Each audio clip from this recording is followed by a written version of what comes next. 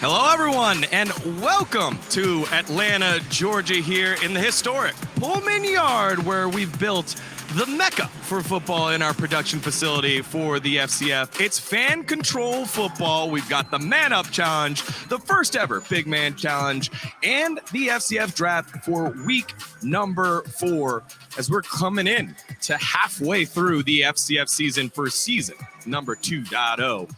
It's been quite the journey so far. Legends have been raised to the rafters like Jacoby Baker here for the Board 8 Football Club. Who else will be joining them?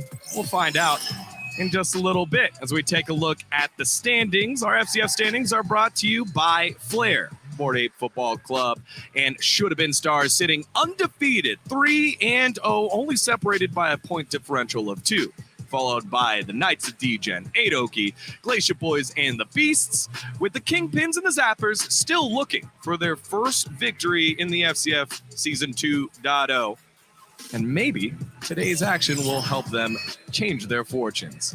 Hi, everyone. Welcome into our facility. State-of-the-art, beautiful spot for today's action.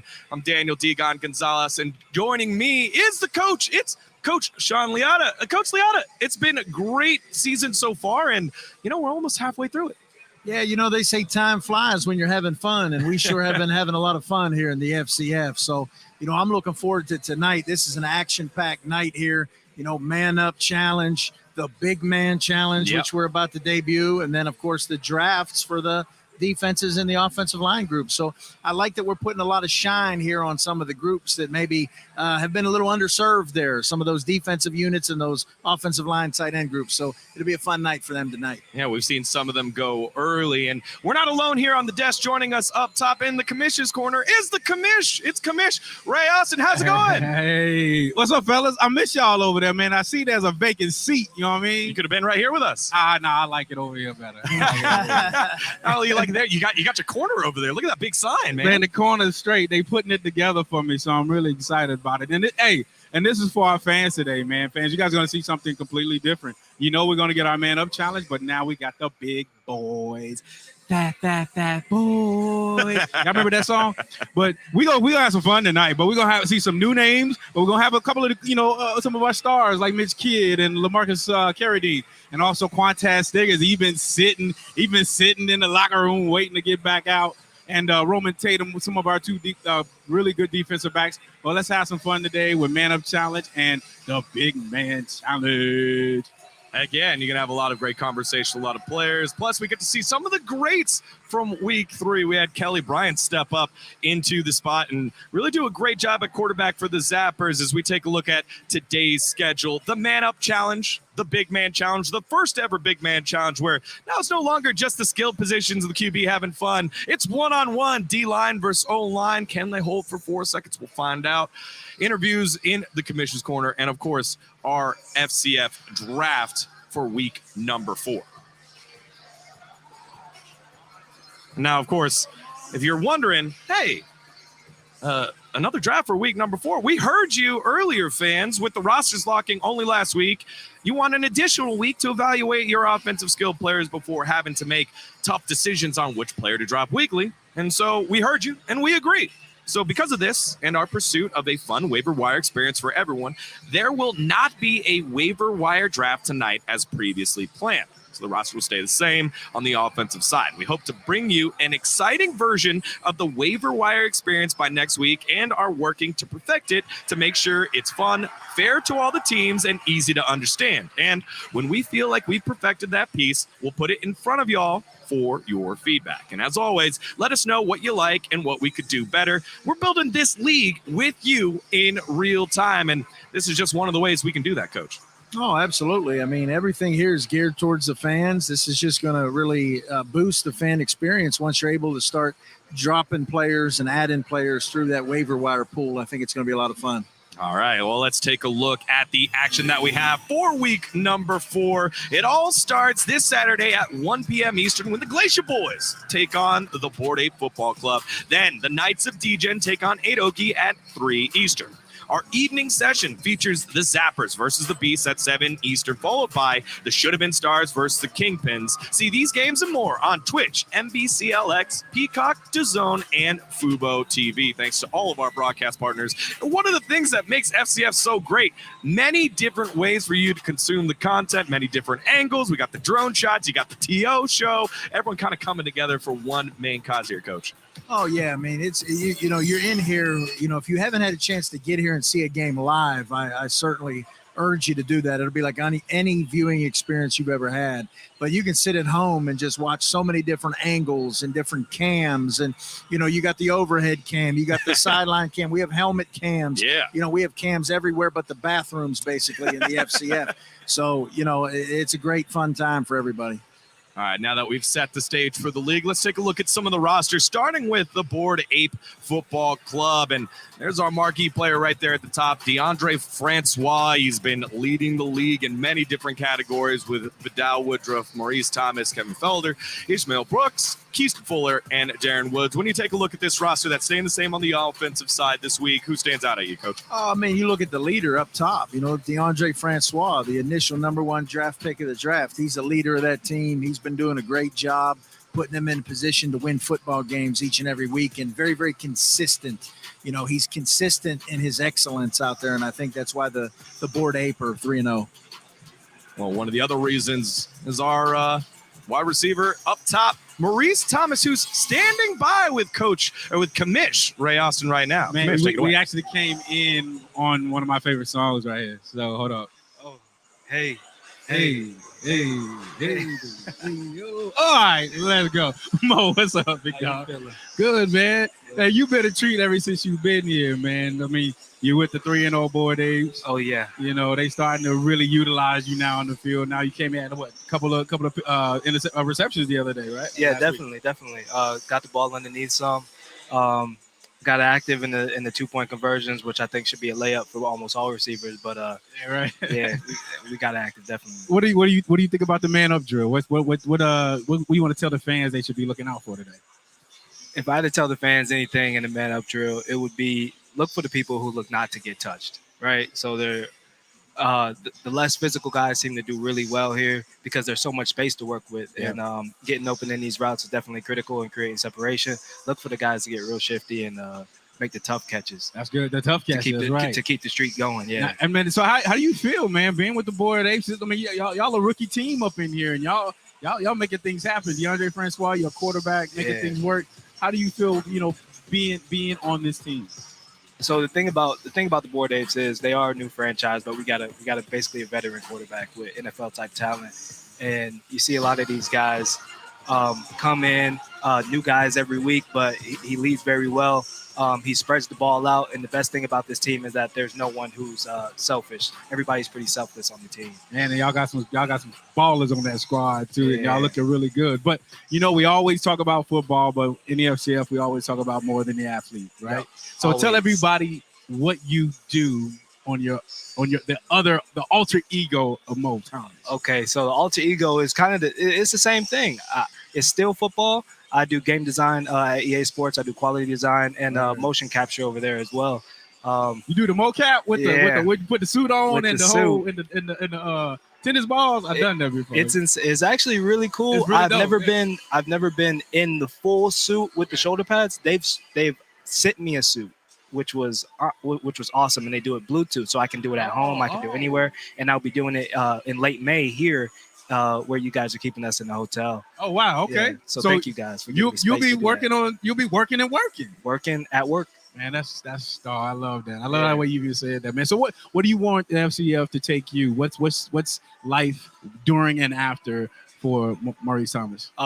What I like to say is I'm in it for the experience. I'm always in everything for the experience, but obviously I'm a competitor. I want to win and I want to play at the highest level. So when it comes to the FCF, I'm obviously getting a lot of exposure, a lot of training. If I get an NFL look from here, that's awesome. If I get a CFL look from here, that's great. But I'm in it for the experience. I'm a living in the moment kind of guy, and I'm really happy and blessed to be here and healthy. Man, on the 3-0 team too. So 3-0 team. Yeah, looking to be 4-0 this week. Looking to be 4-0, right? So what can you say the fans should be expecting from Mo Thomas in this next game? To see me in the end zone. God, I love that. That's the only place I need to be, really. Hashtag see him in the end zone. Hashtag see me in the end zone. Board Ace, watch out. Maurice Thomas, elite wide receiver for the Board 8 Yacht Club, football club, taking it back to Mr. Degen and my boy, Coach Liata. Yes, sir. Thank you.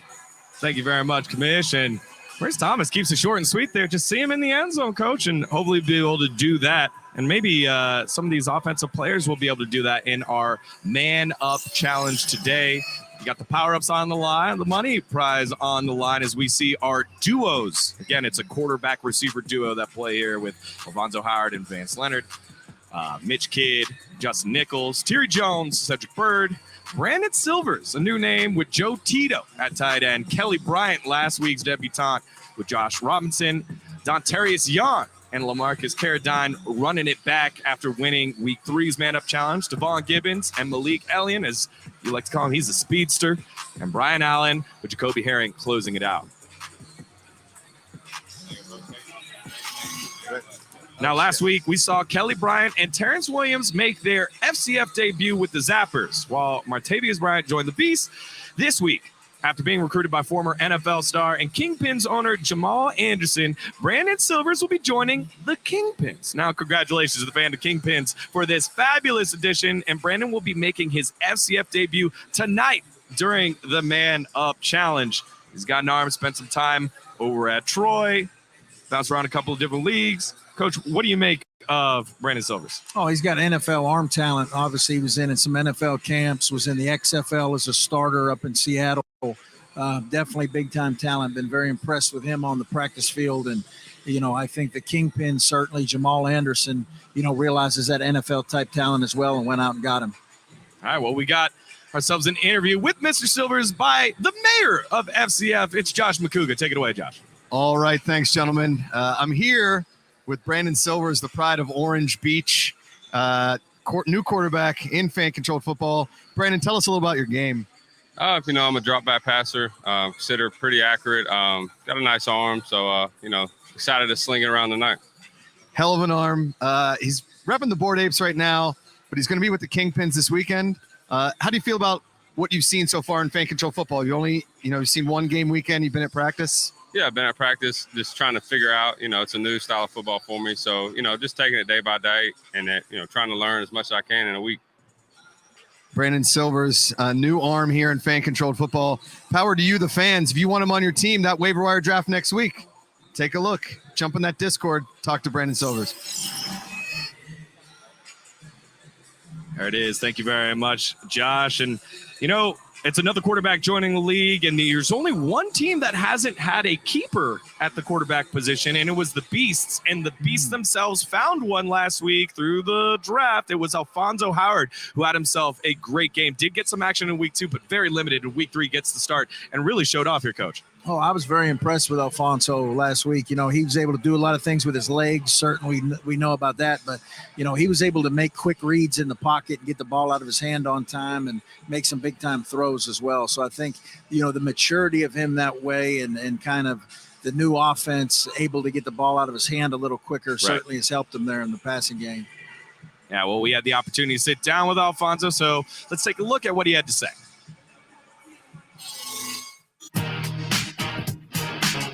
Alfonso Howard. I'm from up north, Chicago, Illinois.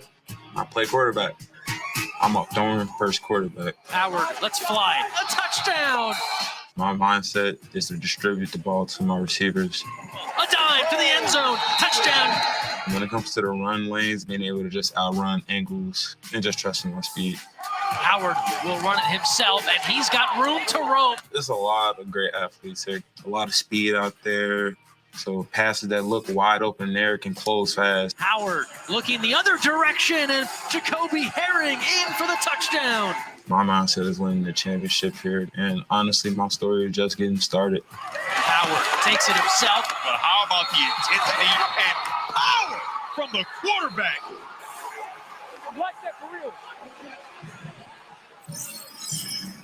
There it is. Alfonso Howard had himself a day. And again, the Beast, only team without a quarterback franchise. They started with Jay Stu, and it looked good early on, but then that week 2 performance wasn't so great. Alfonso Howard gets to start, makes the most of his opportunities. We take a look at some of those highlights from week 3. Again, you heard it in the interview. He's a thrower first and made some amazing throws in this game. Sure, but he'll hurt you right here with his legs as well, and that's the thing. If you want to drop that linebacker into coverage, he'll create major problems for you. This is just a big-time throw in the pocket. Great read by him, gets the ball out of his hand quickly, and you saw that quite a few times here last week. So certainly he showed off the ability to get the ball out on time and make plays with his arms as well as his legs, as you see right here. I mean, everybody knows what he can do with his legs. That's not a question, but this is the maturity of Alfonso Howard and being able to make plays through the air. Yeah, we've seen a lot of quarterbacks have a ton of rushing yards on these called passes, and then, they'll sneak on out, but you see him looking downfield. But when he does run, he's not afraid of contact. That was such a gritty touchdown for the Beast last week, and a much-needed boost at a position that, again, hasn't had some stability. So the Beast finding one there with number 2. We'll get to see him today pairing up with Vance Leonard at the receiver position. How do you expect them to do, Coach? Oh, I think that's going to be a deadly combination. I mean, Vance Leonard got a lot of length, big catch radius. His speed doesn't really help him here in the man up because it's a short distance, but he's a guy that can open it up over 40 yards and really go. One of the fastest 40 times we timed here in the offseason at our camps. So Vance Leonard certainly can fly. I think it's going to be a fun matchup.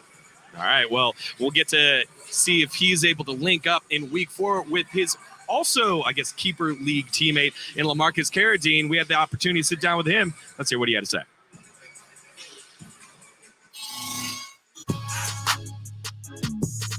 My name is Lamarcus Carradine. I play wide receiver, and I'm from Uport, Mississippi. I'm really, really quick at the end of the routes. Before I start any route, I have a map in my head on what I'm going to do. If it doesn't happen, I got a plan B. Just go up and get the ball. If it touched my hands, I believe it should be caught. Oh, my goodness. Got him. Ooh. Lamarcus Carradine showing out right now. I'm in chiropractic school, too. I'm looking at them, and I can tell if their hips are aligned. I can base my route based off of them. I have to tell you, man, Lamarcus Carradine has been balling today. Dr. C. Lamarcus is doing his thing. I definitely consider myself an underdog, but I've worked so hard to get to this point. Playing on this 7-on-7, it really lets me show my talent. And the fact that I get to do 2 things that I love, football and chiropractic, I'm blessed beyond measure. Well, Kamish, he goes by the name Dr. C, obviously chiropractor in his daytime. What do you think of the 5'11" wide receiver? Man, look, Lamarcus is one of my favorite guys here. His attitude, his work ethic, and he's just that sneaky receiver that, I think the fans be, sleeping on. He's one of my favorites tonight to win the Man Up Challenge. If we can get his quarterback on the same page, I see nothing but good things for Lamarcus. Lamarcus got a bright future, not only as a football player, but as a human being. So, ooh, Ray goes out on a limb there, naming the favorite right off the bat like that. Okay, okay. I'm signing it right. All right. Now. All right, Commissioner's doing it. I'm putting you on the spot, Coach. Who's your favorite on the offensive side? Oh, well, it's not just about the quarterback. I think you got to look at the total matchup, and who they're paired with, and because of that, I'm going to go with Mitch Kidd and Nichols. I think that's going to be my pick. All right, Mitch Kidd and Justin Nichols, they'll have their matchup. And again, our rules here, it's King of the Hill. What do you think of that? You think the kid? Commish, what do you think of that one? Hey, Mitch is one of my favorites because I think he has became this season's journey for the Stars. I mean, he's really active in the Discord, really active with the fans. He's super engaged with, being the prototype quarterback, allowing people to customize him and he's been doing a great job. I mean, he's a team leader. You can tell that his team, they rally behind him, and that's what you need as a team leader, as a quarterback. So nothing but good things to say about Mitch. Yeah, I love that. The best story about Mitch is that he was using the hotel bathroom towel. That was the customization he got to use. As you get to see the defensive players, the guys that are going to be trying to stop Mitch Kidd, and all of the receivers, superbacks, tight ends, and quarterbacks with Darius Stokes, Sean Kelly, James Knox, Quantez Stiggers, Isaiah Edwards, Roman Tatum, Stephen White, and Sean Mcgee. And one of those standouts on this list is the youngest player here at camp in Quantez Stiggers. We've said his name a ton. Number 27 has been ball hawking all over the place here, Commish. What do you think, Quantez? His swag, he's brought this young energy like he don't care. I remember his conversation. I asked him up here in the commission's corner, I said, yo, man, you brought up a lot of receivers, but you didn't even bring up T.O. And he was like, okay, and it was just like, as a corner, you have to have that type of confidence, and I love that about him. And you've got, one of our vets, Roman Tatum. He's going to be hard to match up today, but I want everybody to remember this name, Brian Kelly. Brian Kelly is a baller. He's just had some nagging injuries. I've been chasing him for a few years to get here. He had an injury before he got here, but we got him recovered, and he got injured for the first 2 games, but he's finally back on the field. Brian Kelly's going to be a name to reckon with. Mark my word. All right, there it is. Commish marking the words and laying down the law. Well, we had the opportunity. You saw it there just for a little bit. Had the opportunity to chat with Quantez Stiggers. Let's hear what he had to say about the FCF. Quantez Stiggers from the west side of Atlanta, and I'll play defensive back. As a player, I bring a lot to the table. Quarterbacks are scared of me. Throws off his back foot, taken away. It's Quantez Stiggers again. What a debut for the youngest player in the Fan Control Football League. Incredible. He got up for that ball. It was a quantum leap. Being the youngest guy in the league is like everybody's on my behind. I'm the little brother to everybody. So as a defensive player, I love picking up quarterbacks and scoring touchdowns for my teams. It kind of takes like a little load off the offense because they have to do so much work. There's a possible connect. No, it's an interception. A takeaway. Is that a third for Stiggers? It is. This one ends in a touchdown. What makes the heavy hitter so good is that we learn how to communicate. We know how to communicate. We know how to pick people apart. We know how to get inside people's head. Throwing downfield, that's trouble. Easy interception there. Stiggers comes up with it. He wants that Gatorade player of the game. What? Look at him. A debut for the 20-year-old rookie. He's living up to the hype. All right, we're here with Quantez Stiggers, the Tasmanian Devil, Quan the Don. 3 picks week 1. This is your second man-up challenge. You didn't win in the first one. You want to bring that man up for the defense. What are you going to go at difference? Just be more patient. Just use my eyes and my feet, my hands. I ain't do that week 1. So it's just like being patient, using your hands and using your feet. Everybody keeps talking about you're the youngest dude in the league. Is that getting old? I really don't like. I mean, I feel like I'm just as good as these guys, so I really don't try to look into that. But it's, you know what I'm saying, it's just there. So I just try to, you know what I'm saying, persevere through all that. If you don't win tonight, what other defensive players got it? Probably Darius Doak or Isaiah Edwards. You know what I'm saying? Them 2 guys that I lean on towards for help. Quantez Stiggers, Quan the Don, the Tasmanian Devil. Let's give a quick shout out to Bug, your little son. Shout out to Bug, man. My son, shout out to Bug. It's the best. Good luck tonight, Quantez. Degen, coach, back to you. Thank you very much, Josh. And just hearing Quantez, you just see the maturity that he has, and you'll love that about the FCF. It's like a brotherhood, and he, in his interview, gave the shout-out to the rest of the heavy hitters, and it looks like we are now ready to go. To kick things off, we have same announcer, KD Bow, to get with the player introductions. Ladies and gentlemen. Ladies and gentlemen. Ladies and gentlemen. Ladies and gentlemen. Ladies and gentlemen, welcome to week 4 of the Man Up Challenge. Introducing your starting offense. Your first pair, number 2, quarterback Alfonso Howard, paired with wide receiver number 17, Vance Leonard.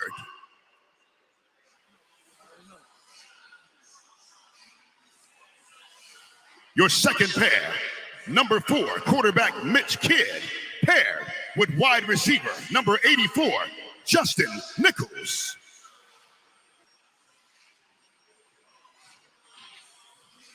Next up, number 4, quarterback Terry Jones, paired with wide receiver number 11, Cedric Bird.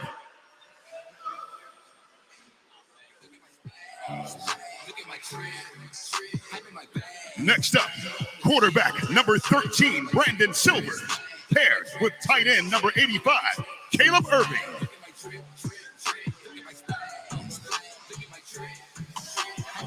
Next, number 8, quarterback, Kelly Bryant, paired with superback number 30, Josh Robinson.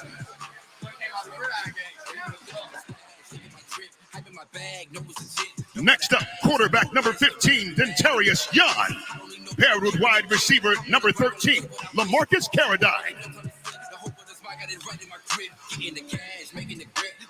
Next up, quarterback number 5, Devon Gibbons, paired with wide receiver number 20, Malik Elion.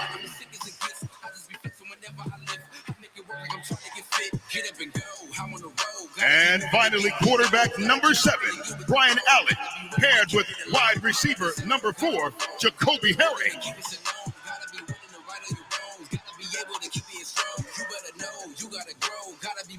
And now, for your defensive players, defensive back number 29, Darius Dokes.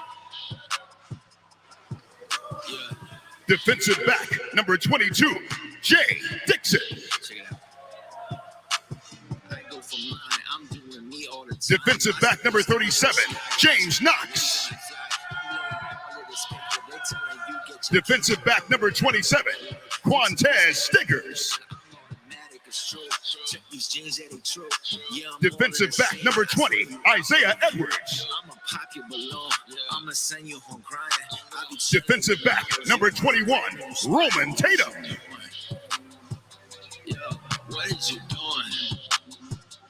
Linebacker number 56, Ricky Wyatt.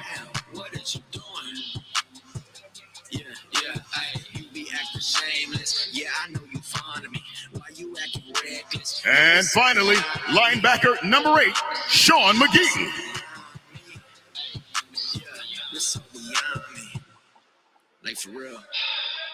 All right, ladies and gentlemen, that's your Man Up Challenge roster. Let the games begin.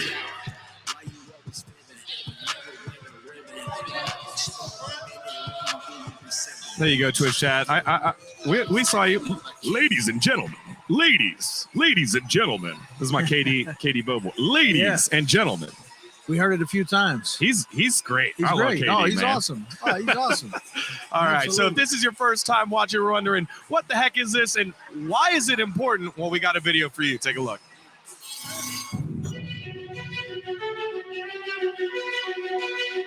The Man Up Challenge is a chance to compete, a chance to put your name out there. It's a chance to show that you're just going to go out and ball.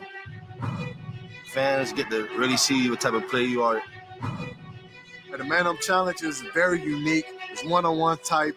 It's the best man that wins. There's definitely another level of competition that you add to each week before going into games. The Man Up Challenge separates the men from the boys.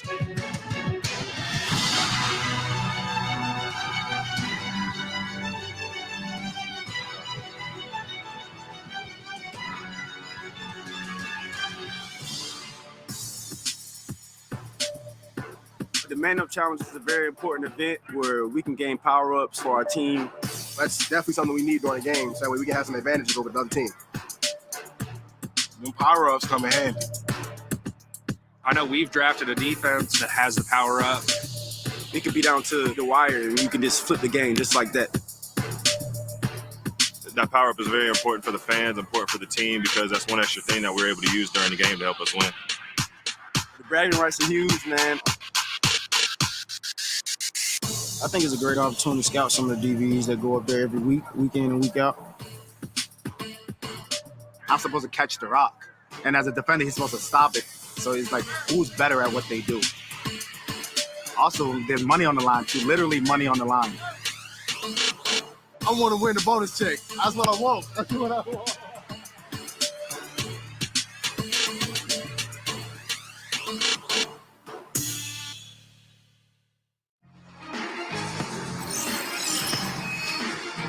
Well, there you have it, the importance of the Man Up Challenge, what it's like to be on the island as we get things kicked off and underway. Alfonso Howard and Vance Leonard kicking things off against Darius Dokes. Let's see what we got. Alfonso Howard. Wow. There we go.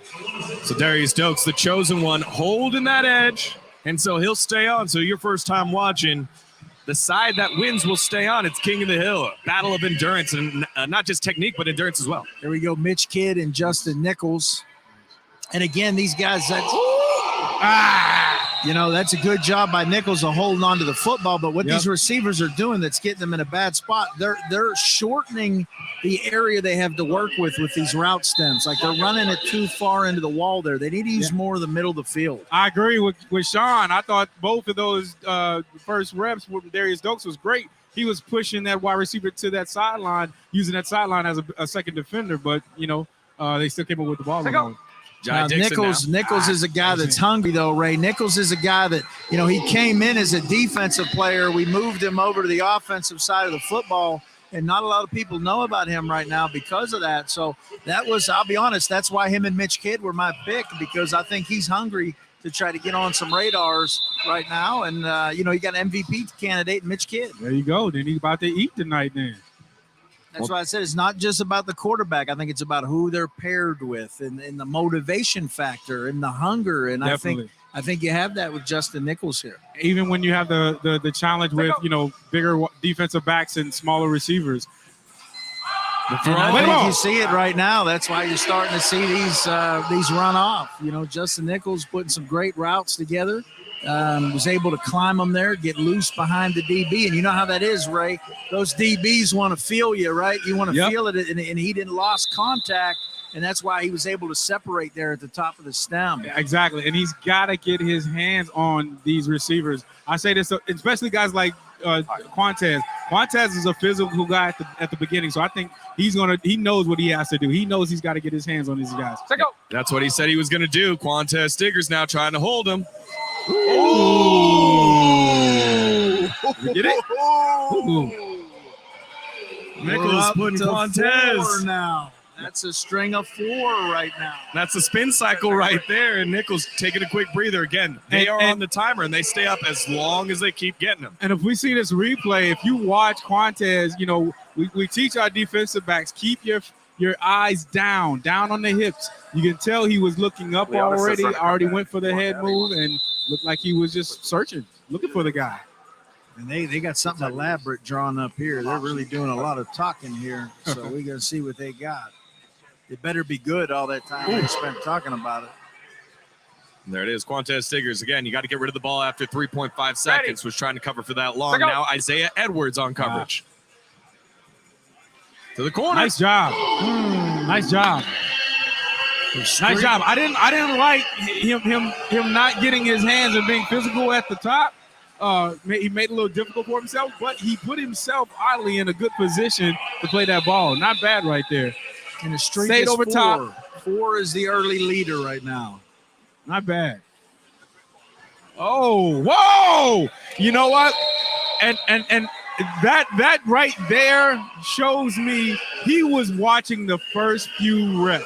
He's now understanding, and this is what happened. If you're really a football player, you're watching reps in practice because you're trying to see what is the offense trying to get to me? What are they going to be working on that week? And you can tell they're trying to do that comeback fade. And he was in the right position. All right, Caleb Irving now with our first time seeing Brandon Great Silvers. Job. Great job. And you notice how he got physical in that first 5 yards. If I can do that as a defensive back, I can disrupt the timing. All right, we have Josh McCouga standing by on the sideline right now. Here with Justin Nichols, our early leader, 4 in a row. Who was your favorite D-back to beat there? Oh, it's got to be Doug. He's the homie. One of my best friends since I got to camp, and I'll just got to get one on him. So, and Stiggers too, of course, but yeah. Put on a show, Justin Nichols. Anybody beats 4? Shoot, I'm hoping not. I'm hoping I can just chill back and relax, because that's tiring. You go 4 or 5 reps, you're dead. So, man, I'll just keep working out there. All right, go relax. Thanks, Justin. Back to you guys. All right, Kelly Bryant had his pass incomplete to Josh Robinson. Here's another one. This one, errant pass, and Isaiah Edwards now holding down the island on the defensive side. I'm loving it. I am absolutely. He won that rep right there just based off of body position. Had to make that quarterback throw that ball where it was only either out of bounds or he was the receiver was going to catch it, and he put it in a great he's position. up to how many now? How many is he up to? Do we know? If he got a rest, I think he's up to 5 right now. Yeah, I think it's 5, and so that's the rest point. You 5 get a little for bit Edwards. of rest as your reward. That's like the $5 Wendy's biggie bag. You know what I mean? That's just as good as that. Got him. Close. Got There him. it is. And hey, great job by Nichols, man. Look, you're going up, and Ilion is probably one of the fastest guys here. He's been sitting out getting ready for 1 rep. You do 4 or 5 in a row. Great job right there. All right, so on our defensive side, it's Isaiah Edwards, 5 stops, Justin Nichols with 4 catches, along with Mitch Kidd. Those are our leaders. Currently staying on Devon Gibbons and Malik Ellie, and this one to the corner. That's a catch. Oh, yeah. Great Again. catch. Great body control. Again, fans, as a smart defensive player, we start watching those reps over and over. Seems like they're doing a lot more comeback phase than they are phase. So as a defensive back, I'm going to try to play that a little bit more, and Roman in a great place. That's great body to control. Great body control to pull that thing down. Great concentration by Malik. All right, so 2 in a row now, setting up against Sean Mcgee. This is the last one, or Ricky Wyatt. We got 2 more guys before we start the cycle. There it is, up and over. Oh, Devon Gibbons missing that one with the fade over top. Nice job right there. And listen, as a defensive back or a defensive player, sometimes body position puts you in the right place where it makes that a difficult ball for that quarterback to throw. All right, we got Makuga standing by with Isaiah Edwards, the defensive leader. Isaiah Edwards, 5 in a row. Easiest play you made out there. Shoot, all the plays felt pretty good. I'm not gonna lie to you. It's a confidence thing, really. And we have a great group of DBs that we all work throughout the week. So this stuff is getting a lot easier. We all help each other out. What do you think people don't get about the man up that they're watching right now? How tiring it is. I'm not gonna lie to you. It's time for sure, but it's fun. Yeah. Catch a breath. We'll see in a bit. 5 is the leader in the clubhouse right now. Isaiah Edwards, let's go. All right, so Sean Mcgee, the linebacker, or Ricky Wyatt, the linebacker there, 56, had 2 in a row, but Vance Leonard's really tall. Yeah, for the linebackers, they're at a disadvantage. I mean, they're trying to cover in space, and that really isn't a lot of their game. They almost have to get hands-on, be able to redirect the route. Absolutely. If they're not able to do that, they're in trouble big time against some of these receivers. And some of our linebackers are hybrid type of guys that are like safeties. Oh. A lot of these guys are built like NFL safeties, kind of hybrid in this league, but they're pretty much the same height and size and weight as I was. And you're going to get put in positions with bigger guys like this coming down in the box. So you got to put your hands on them and be physical. Thank you, Mitch. They must be in great shape then as we see Sean Mcgee Great getting spun around. Great ball by Mitch Kidd. See, Mitch understands the touch that's involved in this game.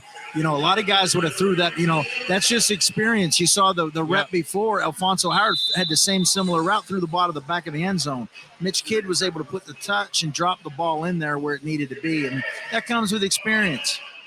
Remember, this is the duo that's already in the lead. Ready. They don't add to it, but they can surpass it. Remember, 4 is currently the lead. That Nichols might getting be it held right up. there. That was it. And again, like I say all the time, as a defensive player, you got to get your hands full contact at the beginning. It makes your job better and easier. Every week, Ray, I get more and more impressed with these Russell Athletic jerseys because they are so tight to the body.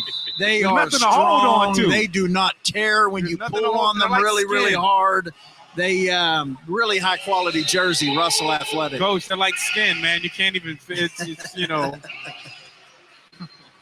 Well, that one, Darius Dokes, the chosen one. He stopped Nichols on the previous play, but then Cedric Berg gets the best of him.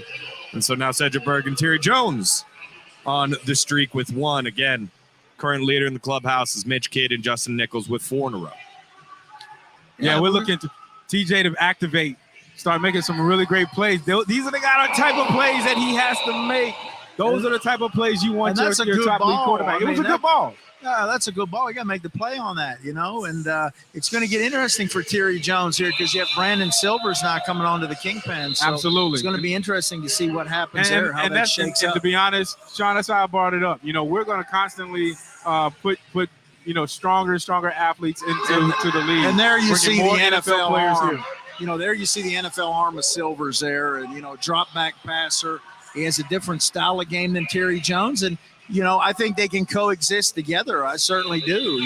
Maybe it's a situation where the Kingpins have Terry Jones in there when they have a back in the backfield with the running game and the read option schemes that we have in there. And then when you go empty, no back, 3 receivers, you have Brandon Silvers in there that can spin the thing. So, absolutely. Yeah, I think that could be a lot of fun. All right, Caleb Irving again trying to work. Oh, hits him with the shimmy. Ooh. Lost the cameraman. He gave him the Puff Daddy, the wiggle with the shoulders. Yeah, I don't know how much y'all can hear at home, but the stadium just lit up. Watch the Puff Daddy wiggle. Oh. All right, James Knox, he had a couple nice stops with that one. He gets shook, so now we're at 2 here with this Brandon Silvers, Caleb Irving pairing. And here comes Quantez Stiggers. He said he wanted to work on getting his hands on his players, using it early and often. But starting to back up here, backing up. Where we going? What are you thinking? Oh, he know what he doing. Hey, you know what I can say about Stiggers? He knew exactly where he was, because I was going to say, why are you backpedaling? But once he backpedaled, he knew where the end zone was, and then he literally throttled down and said, let's play ball now, and made a great play right there. I love his switch up. I like him switching it up. Depending on who it is. Come on, tell him. Come on, get out of here. Whoa. What do we do? Did we get enough time? How much time we got? Man. You can hear the defensive bias by Commish, but let's take a look at this one more time in our Greek Clips replay. 2, 3, 4, 5. Oh, come on. Again, look at the quality of those Russell Athletic jerseys. We have no tears there. These are high-quality jerseys. Woo. Russell Athletic. Call it off. Too much time. Commish, I don't know about you. That one felt like a makeup call. That one felt like it came out faster than the previous one. You said, I thought they were going to call that one. I was raising my hand on that one. Hey, look, in the fan control football league, we can let these guys play, man. We're not in the rec room calling fouls every time somebody touch you. Let's play ball. Oh, Carradine gets that one swatted away, and it's that man, Isaiah Edwards. He's adding to his lead here, 2 in a row. Man, Isaiah's putting out some film. I say it all the time. Put out some film.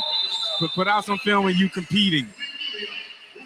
Isaiah Edwards trying to close there. Oh, man, Ilion has just got that burner on him. He got that third gear that a lot of guys don't have. No, he can fly. He getting better from a little injury he had, kind of bothered him a little bit, but he's now back to full go, as you can see there, and he's a big-time talent. Great job, Isaiah. This is great plays today. As we take a look at the defensive player listing, if he's able to get by Roman Tatum, then you get Ricky Watt, which is a linebacker. You get Sean Mcgee, which is a linebacker. That could be 4 here. He could go on a run.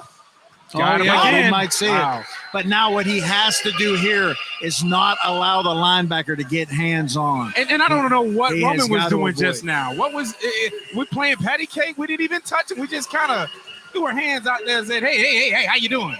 Come on now, get your hands on. If you're going to get up there, you might as well put your hands on him. All right, Elion on his third. This could be his third here against Ricky Wyatt. Wyatt had a couple strung together. Magic number still 5 to get to, right? Yeah. $5 biggie bag from Wendy's. They That's might right. get a big. They get the 5. They might get a big bag of money because that's what the winners get. So he's trying to get a big bag of money. John, can we get somebody to pick up his ankles? They are on the they're in trouble. line. Here's another one. Here comes another one. He got to get hands on. See, now he's up. He's smart enough. He's up. He's going to try to get hands on. He has to get hands on at the line of scrimmage. He's in big trouble. He's done. Done. Sean Mcgee. Done. His only chance is to get the hands on at the line of scrimmage. If not, it is a no contest. It's a no-go. It's a Mike Tyson in his heyday, 25-second knockout in the first round type of deal. All right, here we go. That is 4 in a row. Look at that. That's 2 to the body with an uppercut right there.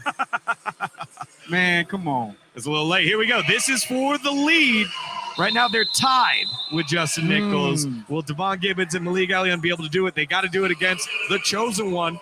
Should be Darius Stokes. And again, they got 4 in a row on offense, so you get that little bit of a break, a little bit of a breather. But I think that fatigue is still starting to set in here. I think you see that fatigue still settling in. This will be interesting here. Put your hands on him, Darius. Put your hands on him. Got to get your hands on him. No hands.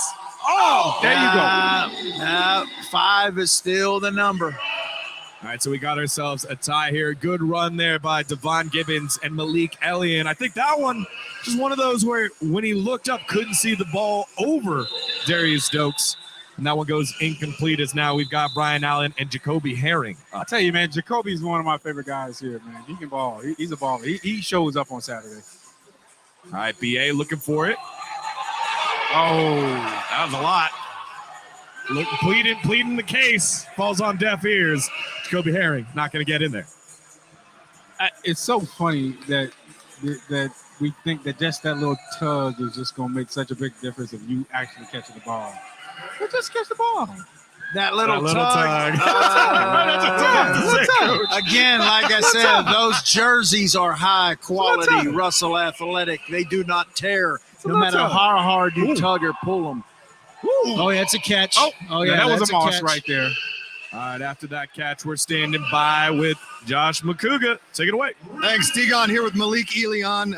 Coach, these jerseys, they couldn't put hands on them. 4 in a row, tying the streak. What'd you do out there, dude? That burst of speed gets them. That's really all it is, man. Just, using my burst speed to my advantage. I got all this green out here, so might as well use it. And Gibby doing a good job putting it on me. We tied for 4, right? Tied for 4. Well, we're going to try to get 5. That's all I can say about it. We got a little time. Got one more half. We get 5. Get in the final, do the same thing. Don't put hands on them. Don't tug on Superman's cape. Malik Elion tied at 4. Back to you, D. Thank you, McCouga.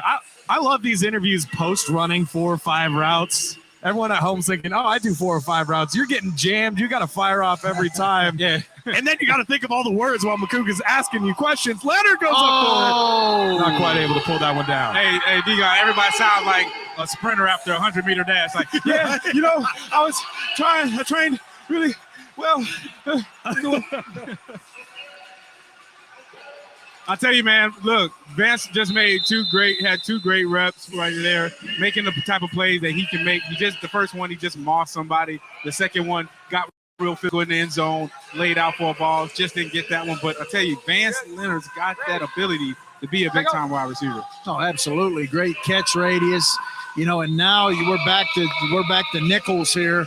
And what you're going to start to see is now time is going to be an issue here. If you want to run off a streak, time is certainly going to start to work against you. So this may be 1 or 2 of the last groups that really have a chance to get to that 5 this half.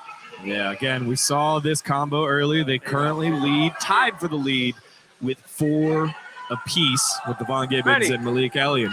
Let's see if Kidd's able to keep this one going. Another fade to the corner. Oh, no! And look at that, Quantez. I like it. I mean, so much confidence, man. Quantez has so much confidence in there. I love the way he sits in there. He doesn't panic, even when that ball is out. And it's that part right there. Right when that ball is in the air, do I panic or do I play his hands? And that's what he did. All right, Quantez again. Nice jam at the line. Lots of contact. They got called that one. You wide open. Oh, that is a strange timing of the flag. I mean, when you've seen things that are worse and then something happens and you're kind of like shocked by it. I'm a little shocked by that because I feel like I've seen like train wrecks prior, and this was like a fender bender. All right, and we flagged it. Look at that. And that's what I love about he's our in the refs end here. zone. That's different. Like, getting his hands on him right there. Little tug. Now they waved it now off. We're getting ridiculous. Now it's like we go together. It's like it's too much. Well, they waved it and off. They picked it up. So there you go. Ooh, Quantez trying to jam the tight end. He's not in the end zone there, I don't think. No, he was not in the end zone. He was not in the end zone. Referees waved that one off. You need to see that. The ball has to break the plane of the goal line in the air for it to count here. They just got to keep going right now. Quantez is on 3 in a row. He's on 3 in a row, and we only got 25 seconds left. Quantez Stigger's still there trying to get to the number 5. Big jam at the line again.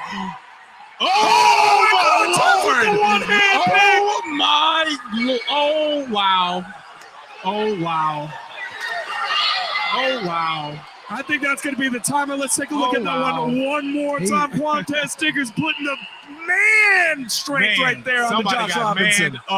Somebody got manned up. Oh, man. Couldn't have got any better defense than that. Time is running, though. He wants to get another one. He better get back out there here. Well, they've stopped the clock here now, I guess, That's an for the athletic water play break. right there, though, Sean. That's an athletic play. Oh, absolutely. Now, what is the streak now? 4? Yeah, that is 4 in a So row. he needs this for 5. Yeah, he needs this to tie. And again, that would be with the man that's right after him, Isaiah Edwards. Well, this is going to be it. He's not going to get another play, I don't think, this half. I don't believe. We'll see. All right, the clock's in the stadium. They say 20 seconds. I know the clocks that we're sending to you at your feet at home said 0. And here we go. Referee blew it in play. And the clock is rolling. One more play here for Quantez Diggers. Can he hold him? The fade to the corner. Gets the hand up. Man, come on. But he's not going to get another one, I don't think, here. Now, why is the clock stopped again? I'm confused. Oh, there we go. Now it's going to run. And the offense is in no hurry. They're not interested in Quantez taking the lead here. Great hands. Look at this. That's what when you put your hands in the bread basket. That's my wife. I know my wife is watching. I always talk about that. He's got to put his hands in his bread basket. Baby, that's what I mean right there. There it is. A perfect example of that by Quantez Diggers. The co-leader, as you see on your screen there, 5 from the heavy hitters. They've lived up to their name, and also pretty good coverage, too, by the young man. Doesn't mind being called the youngest because he is, but also playing huge. You see a lot of the veteran aspects there. If he gets turned around, doesn't matter, gets a hand up in the air and is still willing to make the play. And we got a really lot of good competition here right now. I think we've got a couple guys that are really obviously tied, fighting for the lead on both sides of the ball. So it's going to be a fun second half here of the man-up challenge. All right, and here's your offensive leaderboard as we see the streaks, not in streak order, but I guess participation order.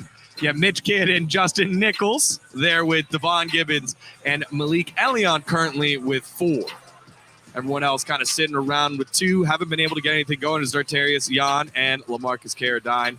So we take a look at our defensive leaders right there back-to-back. Quantez Diggers and Isaiah Edwards both at 5 with Ricky Wyatt, linebacker, with 2, and Darius Dokes, the chosen one, with 2. James Knox and Roman Tatum still looking for their first stops. And again, it's King of the Hill, and we're rolling with a little bit of a break here, our halftime break, so that everyone can catch their breath. Coach, we heard some of the players right afterwards.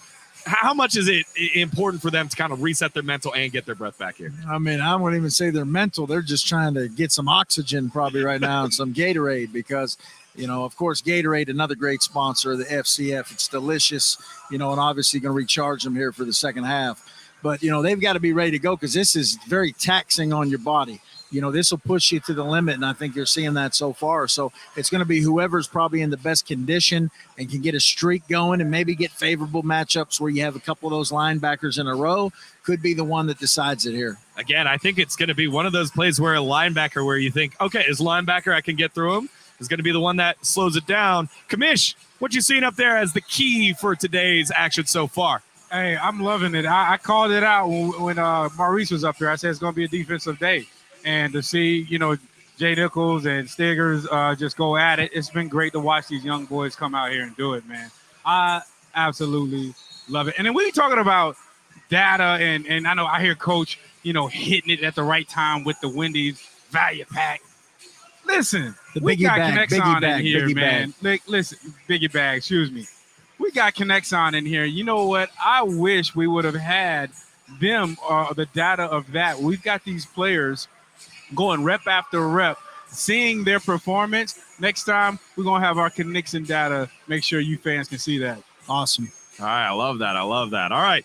Hey, so we just got word. Quantez Stiggers, after the halftime break, will be allowed to continue his streak. So a great time for him to get the break, and he's at 5. Just needs 1, and he'll become our defensive leader. What do you think about that, That's Coach? a big-time advantage. That's a big – because now he's going to come out fresh out of the half. So I look for him to potentially be able to put a little streak together here for sure. Yeah, and the first matchup, Malik Elion. We got to see that speed, him and Devon Gibbons, so this is going to be a great matchup. He's going to see that track speed right out of the half here, so this is going to be really interesting. Again, Devon Gibbons and Malik Elion currently tied with Justin Nichols, and quarterback Mitch Kidd, where we had the opportunity to chat with Mitch Kidd. So let's take a listen. My name is Mitch Kidd, and I play quarterback. Ever since I started playing football, that's all I've wanted to do. I'm not good at personally bragging about myself, but I'm very accurate and a great leader that loves to put up points and is going to put balls in the hands of the guys that are going to make something happen. When I'm on that field, you're going to get the ball in the right spot every time. It's going to go to the right playmaker, and those playmakers are going to get to go and do what they do. Kidd on the move, directing traffic, got a guy, touchdown! Interacting with fans, it's one of my favorite things to do. It's the most exciting part. I know some guys are thinking of doing chalkboard sessions with fans, and I'm personally thinking about having fans get to pick what I wear for the games. So fans, look out for that. I think it'll be fun. Just get involved with fans in a way that no other league can. I think if you want to see a show and you want somebody who's going to put up points, that's why you draft me.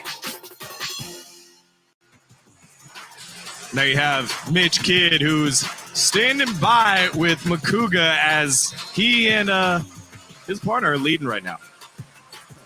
Well, I was going to call you the Salinas Slinger. We're working on the multiple nicknames of Mitch Kidd. The best comeback we've seen into the first overtime game in FCF history. Now you're leading here in the man up. How you feeling about the slinging arm tonight? It's been good. Justin's been tearing it up, been making it easy on me. So hopefully we can stay after it. Fan vote is what it's maybe looking like. So fans vote for us. What's he doing right now that's separating himself from the DBs?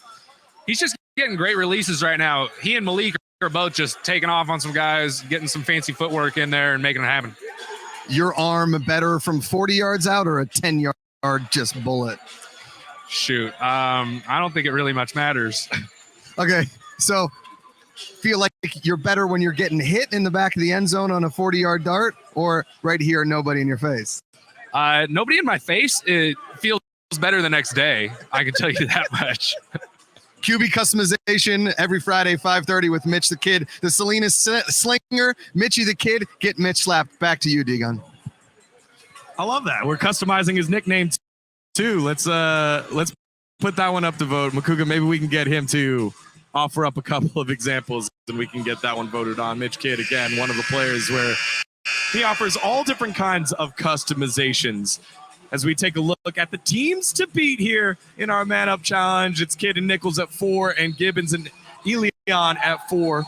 And then on defense, right now, it's currently tied with Isaiah Edwards and Quantez Stiggers, but Quantez Stiggers had the streak going. Then we went to halftime, and it has been deemed that he will be able to continue to go. So will he be able to take the lead or not? Let's find out together as we get to the second half of our action here in the man-up challenge. And as we watch this one, I want to join into the booth. Defensive coordinator Howard Tippett. How's it going, Coach? It's going well. We're not having to play right now. Here we go. Oh, and there it is. Devon Gibbons and Malik Elion close off the streak there of Quantez Stiggers. So we're back to ties. One more time, we welcome you back here to the desk. And there it is, Coach Tippett. Welcome to the desk. Thank you very much. I'm just glad to be here. Yeah, I kind of want to get your thoughts here on the man-up challenge and the difficulties you think that the defenders have. Well, you know, in a drill like this, you know, I'm a defensive guy. Right. So if the quarterback will get the ball out in 3 seconds, we got a chance. But if they hold the ball, it's kind of tough. And that's why we got that rule in there to make sure that they rifle it out early. Yeah, I think Coach questions that clock sometimes. I'm gonna start counting thousands one, thousands two. Hey, if you say it was over, I believe you. That one there, Devon Gibbons trying to lead Elion and just a little bit too much, and Roman Tatum gets his first stop of it. Will he be able to get a streak going here? What are your thoughts here on Roman Tatum here, Coach? Well, he's, you know, just a really fine football player. You know, works hard in practice, plays hard in the game. I've got no problem with the way that we have been playing defensively with all our backs. Yeah, in week 2, we had some great defensive plays. Week 3, it felt like the offenses started to line up. What do you think was the big difference between week 2 and week 3? I think we've got a different offense right now. There we go. We're adjusting to that defensively. But it's a challenge for a defense when you got 3 defensive backs and 1 linebacker. It's a little bit of a challenge, but I'm happy with the way we've been playing. All right. Well, thank you for your insights there, Coach. And I always tell Coach, I think they do a great job on 4th down. It's the 5th down that gets them every time. That's what I tell The 5th down and the power play when we're playing 6 against 7. In week 1, there was a couple of stops there where teams used the power play and defense won 6v7. Yeah, I basically our power play's been really good for us. I'm coaching the linebackers and we take him out and we don't seem to need him. So so they might not need me to coach anymore. Oh, no, we need you here. This man's a legend right here. Oh, Coach man. Tippett's a legend here. We're pleased to have him in the FCF. It's his 2nd year with us here, and we're certainly blessed that Coach Howard Tippett's here because he's just a great man and really just for our players, our young players, to be able to soak up all of his knowledge of decades and decades of NFL experience is a special thing for our athletes. So we're really, really glad that Coach Tippett's here. I appreciate that, Sean. It's been fun. It's a whole different game. Anytime somebody asks me, well, what's FCF? I said, well, the best way I can describe it is like man.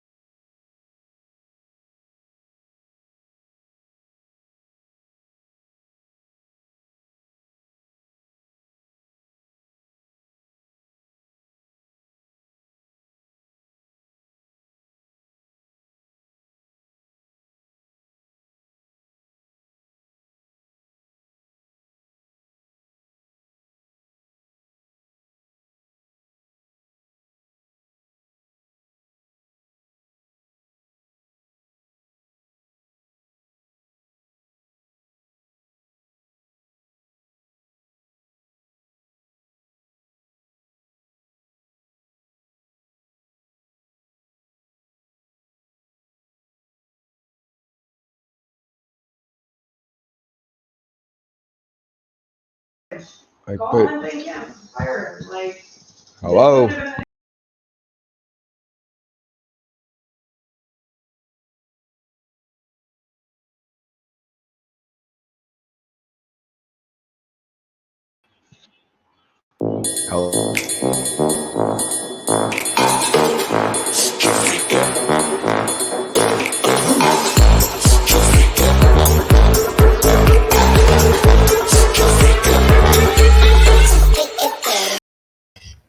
Yeah, it's draft night. How you doing? Coach Richie was already jumping on screen a couple of times. I'm pretty sure Zook was messing with him. What up, Richie? What up, buddy? What's going on? We got the whole family in the new office, man. So we're at a new location. Yeah, buddy. Look, man, Yeah, I'm buddy. ready to get this man ups going on. We got big hoss challenges tonight. We got Zook eating. Take him off till he's done chewing. Is he done chewing? All right. What up, bro? Done chewing. Yo, Done chewing. let's not waste any time. Appreciate everybody being in the chat. Let's Yeah, get buddy. the co-stream going. People pull them up on your phones. Get your apps ready. But, yo, we got some of our crew out right now, backstage, ready to hang out with us. What up, Jake? And Jay Will, what's good? Let's go. Yo. What's up, yo? We don't have to worry about losing any of you this week. How you doing? Nah, bro, we locked in. We ready to go this weekend. Yeah, let's go, bet. Yeah. Hey, man, how you guys feeling about this whole snake draft going on with just O-line and D-line? You think we'll be able to run it back with our squad? Oh yeah, we got a lot of playmakers, and whatever O-line, D-line we get, they gonna be ready to ball, baby. So we ready. Yes, sir. We gotta make sure Jay Will gets in the end zone this weekend, man. So close last weekend. He was in the end zone. He was in the end zone. My thing is the lights if the lights flicker, it's a touchdown. Thank you. I agree with you. For sure. What do you think about our offensive makeup from last week. We were kind of watching it, and calling the plays and watching it from the outside, but you guys actually being in it. Is there anything specifically now that you know the personnel that we have a lot of those skill positions will be the same next week? Is there any specific type of play call strategy that you think best fits with the players on our team? I think now that we know who we have on our team, we can build that chemistry, and the fans know who we have. So now they can call plays, whoever they want to see, make a big play. We got playmakers on the outside, and obviously we got the best quarterback in the league with Ed. So he just got to put the ball in our hands, and we just go to work. Yes, yeah, for sure. You look at it. Ed went 10 of 11 last week.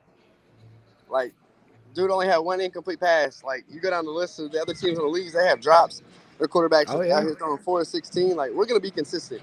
So whatever y'all call, man, we got somebody. We got somebody for everything. We feel the same way. We feel like we got the right weapons. We ready to, go get this chip real quick. Yes, sir. Need that jewelry, baby. For real, for real. Right? All right, guys, how are we feeling about Aoki this weekend? What are your thoughts on that team? Man, we practice hard, and we're just ready to play. It don't matter who's in front of us. We're ready to get a win on Saturday, so it don't matter. Woo, Jay Will sound hungry, boy. Let's That's all we go. care about, getting dubs. Appreciate it. Hey, well, I know you guys are there all day long. Feel free to keep coming back and hanging out with us anytime you want. But we'll be here all night, and let's see how we work it out with this O-line and D-line tonight. Yes, sir. Yes, sir. Definitely. Let's get it. Appreciate it. KOD, baby. Talk to you all a bit. What's up, guys? I mean, come on. Our team loves hanging out with us. The only team out there, the only community that's getting this kind of love, man. I mean, people ain't coming through with other communities like we are. I don't think these players understand the community we're trying to build. I mean, who was the guy the other day, the ex-Lion on the broadcast saying, that Knights of Degen community is really coming together as a whole. And that's what we need to do to take it to the next level, boys. Yeah, because we're kicking booty. Oh, and by the way, may the 4th be with you. How you guys doing? All right. So, guys, I mean, we got a lot to figure out, right? I mean, committee's been talking about it all day. Let's look at this draft order. We've got Zappers picking at 1. We've got the Kingpins picking at 2. Beast, Glacier Boys, Aoki, us, Stars, and the Bored Apes. And it's only 2 rounds. So I think what we should do, and this is basically a practice of kind of what my team, the Pittsburgh Steelers, do, is like they have a list of everyone, obviously, right? But obviously your pretty more important pick is your first pick. I say we kind of just live on streaming with anyone in the chat, just kind of build a big board of the top 6 that we think, and then kind of in that first round we can just stick to that and literally one by one cross it off. And if we have 6 pick and we have 6 people that we feel comfortable taking, but that's the thing, Zook. Tonight's draft is different. Our offense is locked in. So we've got the same wide receivers. We've got Giles, we got Drake, we got Jay Will, and of course our franchise tag players.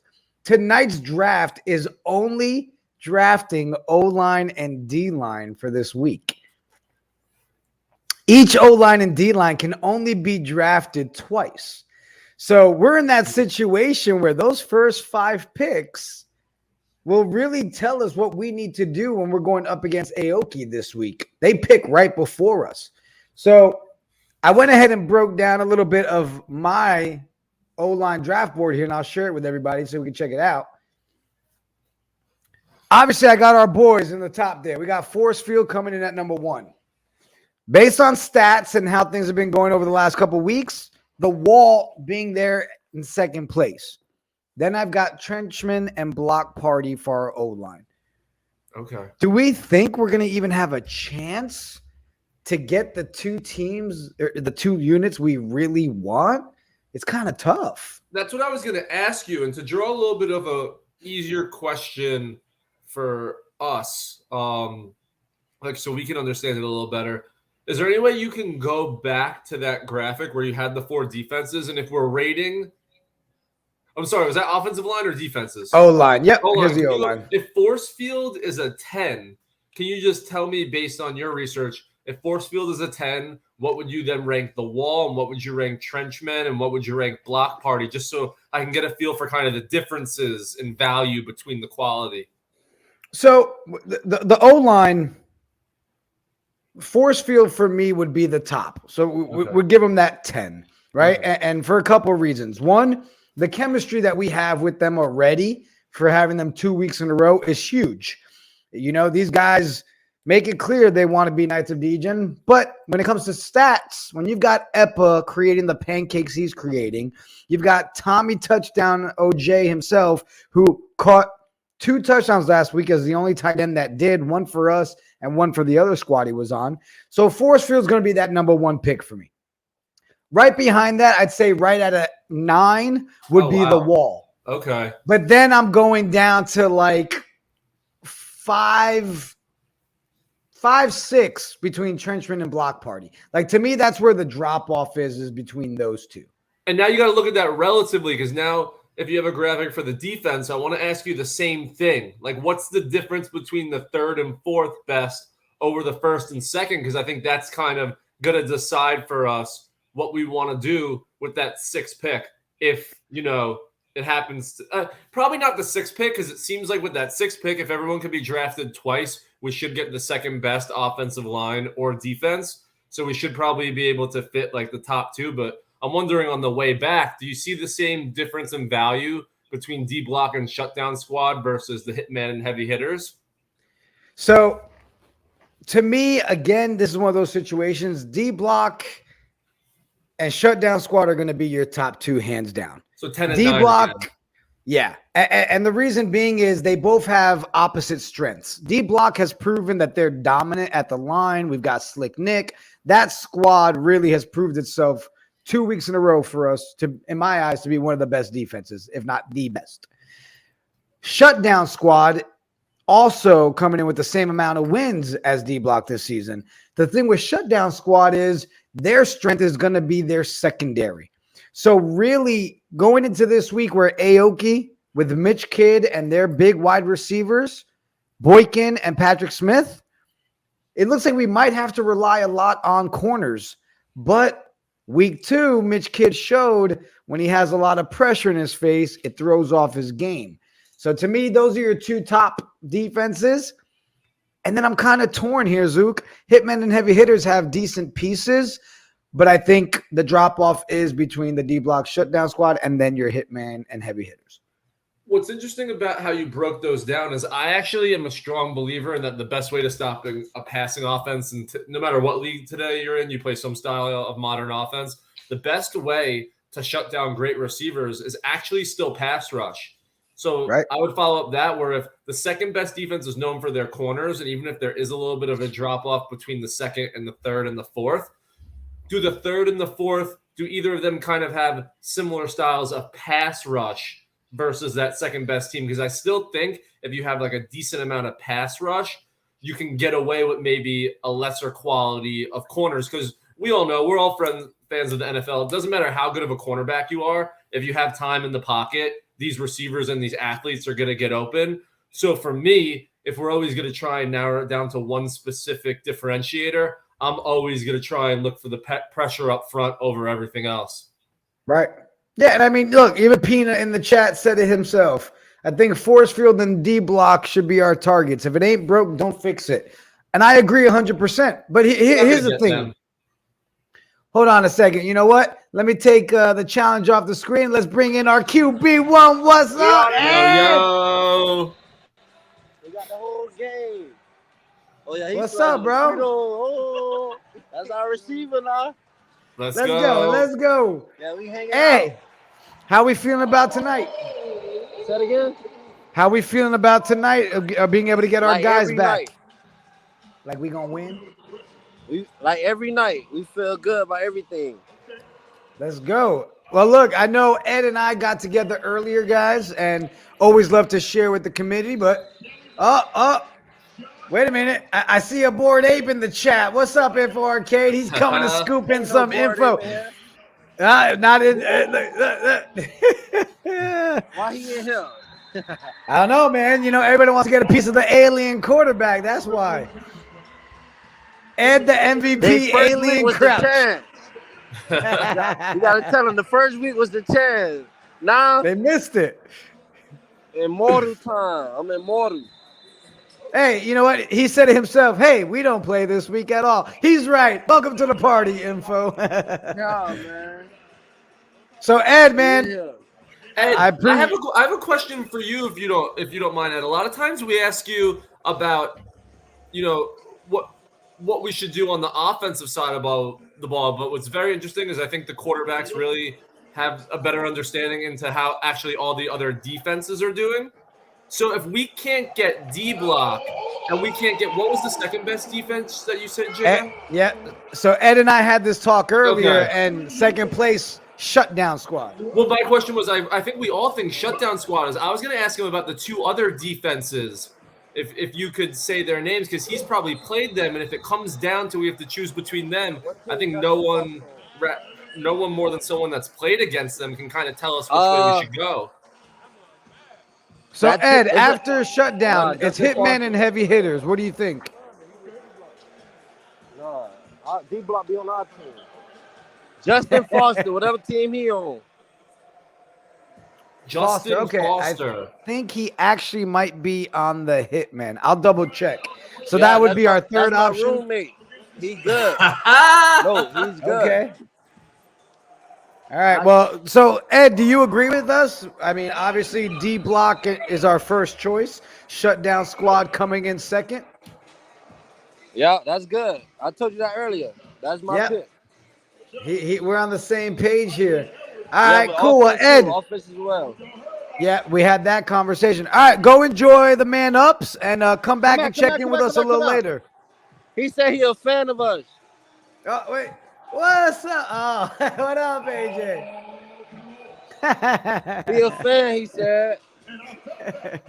You're making everybody a fan for us, man. Yeah, man. We got fans, even though they bore eight, but they still fans us. Ed, go enjoy the man ups. Come check in with us a little later. Got y'all. All right. Oh, we got Toby here with us. What's up, Toby? What's going on, guys? What Not much, man. you know what team Justin Foster is on, Toby? Defense wise, Justin Foster. I'm on the site. It just said he went to Samford. He's a D lineman. He's 6'4". He's big. Ed said if it drafts the defense with him, if we can't get either of the top two, if he's on either of our second tier of defenses. I'll go into the coaches club and find the latest rosters. See if I can't find which one he's on. K4K say, hey, Toby. Oh, well, let's look at some of the questions in the chat. We got Vin and Jay. Question is, are we the early late game of session? Do we need to try to avoid a defense playing back-to-back games? That's a good question. We do have the second game in the afternoon session. So we are the 3:00 game. That's something we might want to consider too, right? Who's that opening game? Who do they have? But guys, here's the thing. I really don't feel, and Toby and Zook, I want your opinion as well, but to me, when they play the back-to-back, I know it seems like they could be tired, but it's still the length, still kind of less than what a regular football game would be, right? So I feel like, to me, having that back-to-back keeps that momentum going instead of that 8-hour break from the first games to the night games. Would you guys agree with that, or do you have a different take on it? I know if I was personally playing, I wouldn't want to have to play at 1:00 and then sit around for 6 hours until you play again. I think you had brought up a point in the one chat, like, that offensive line also had played, that was their second game. So there was still, I don't know if they played right before, but still there was some similarity. I think that it was just Kelly Bryant had a good game and is a good quarterback, and the Zappers have decent weapons. They've just always had issues getting it to those people. But yeah, I don't know. I think it's just one of those things where it's it just is going to be that day type of situation. Like, how are those guys feeling, you know? But I think you got to go with value. I think it's something that it shouldn't be the deciding factor either way per se. I think last week we had D-Block go back-to-back, and they were fine. I do think a little bit of rest could make you a little sluggish, but also I think with professional athletes, rest is always good. So if there was a little bit of time in between games, they would also respond. So I'm of the opinion that I don't think it's something that should be considered one way or the other, I think. Right. Fair. And Well, I like- found like- the like answer Toby to said, Foster. Kobe Bryant played He's in on the Hitman. Oh, is he? Okay.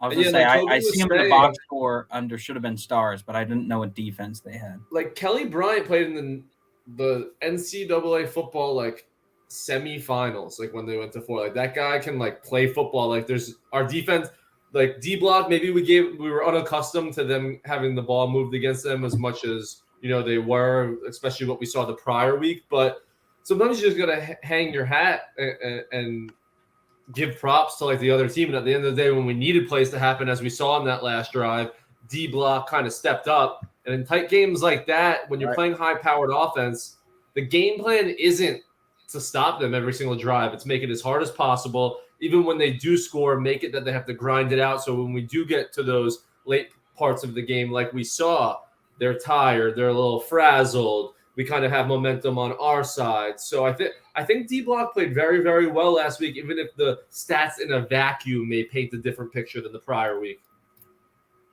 Yeah, and exactly like kind of what you said was that they did not give up quick touchdowns. Like they were like 6 to 8 minute drives. Fourth downs. Unheard of in a 50-yard field. Like they made them work for it. And like you said, you just needed to stop them one time. It just so happened the stop was at the very end. Yep. So, or the 2 points, you only had to stop them on a 2-point conversion. Right. Yeah. And that's kind of what our offense and our drafts up to this point have allowed us, right? We kind of know that our offense, knock on wood, but I don't think I'm jinxing anything, is probably going to score most possessions just from the way that we've kind of set it up and the players that we have and the athletes that we have. I think we clearly have the best offense in the league. So when you have that, it allows the defense to play that different style of knowing that they don't have to, come onto the field every single possession and get a stop. It allows them to take some chances where, God forbid, something were to happen.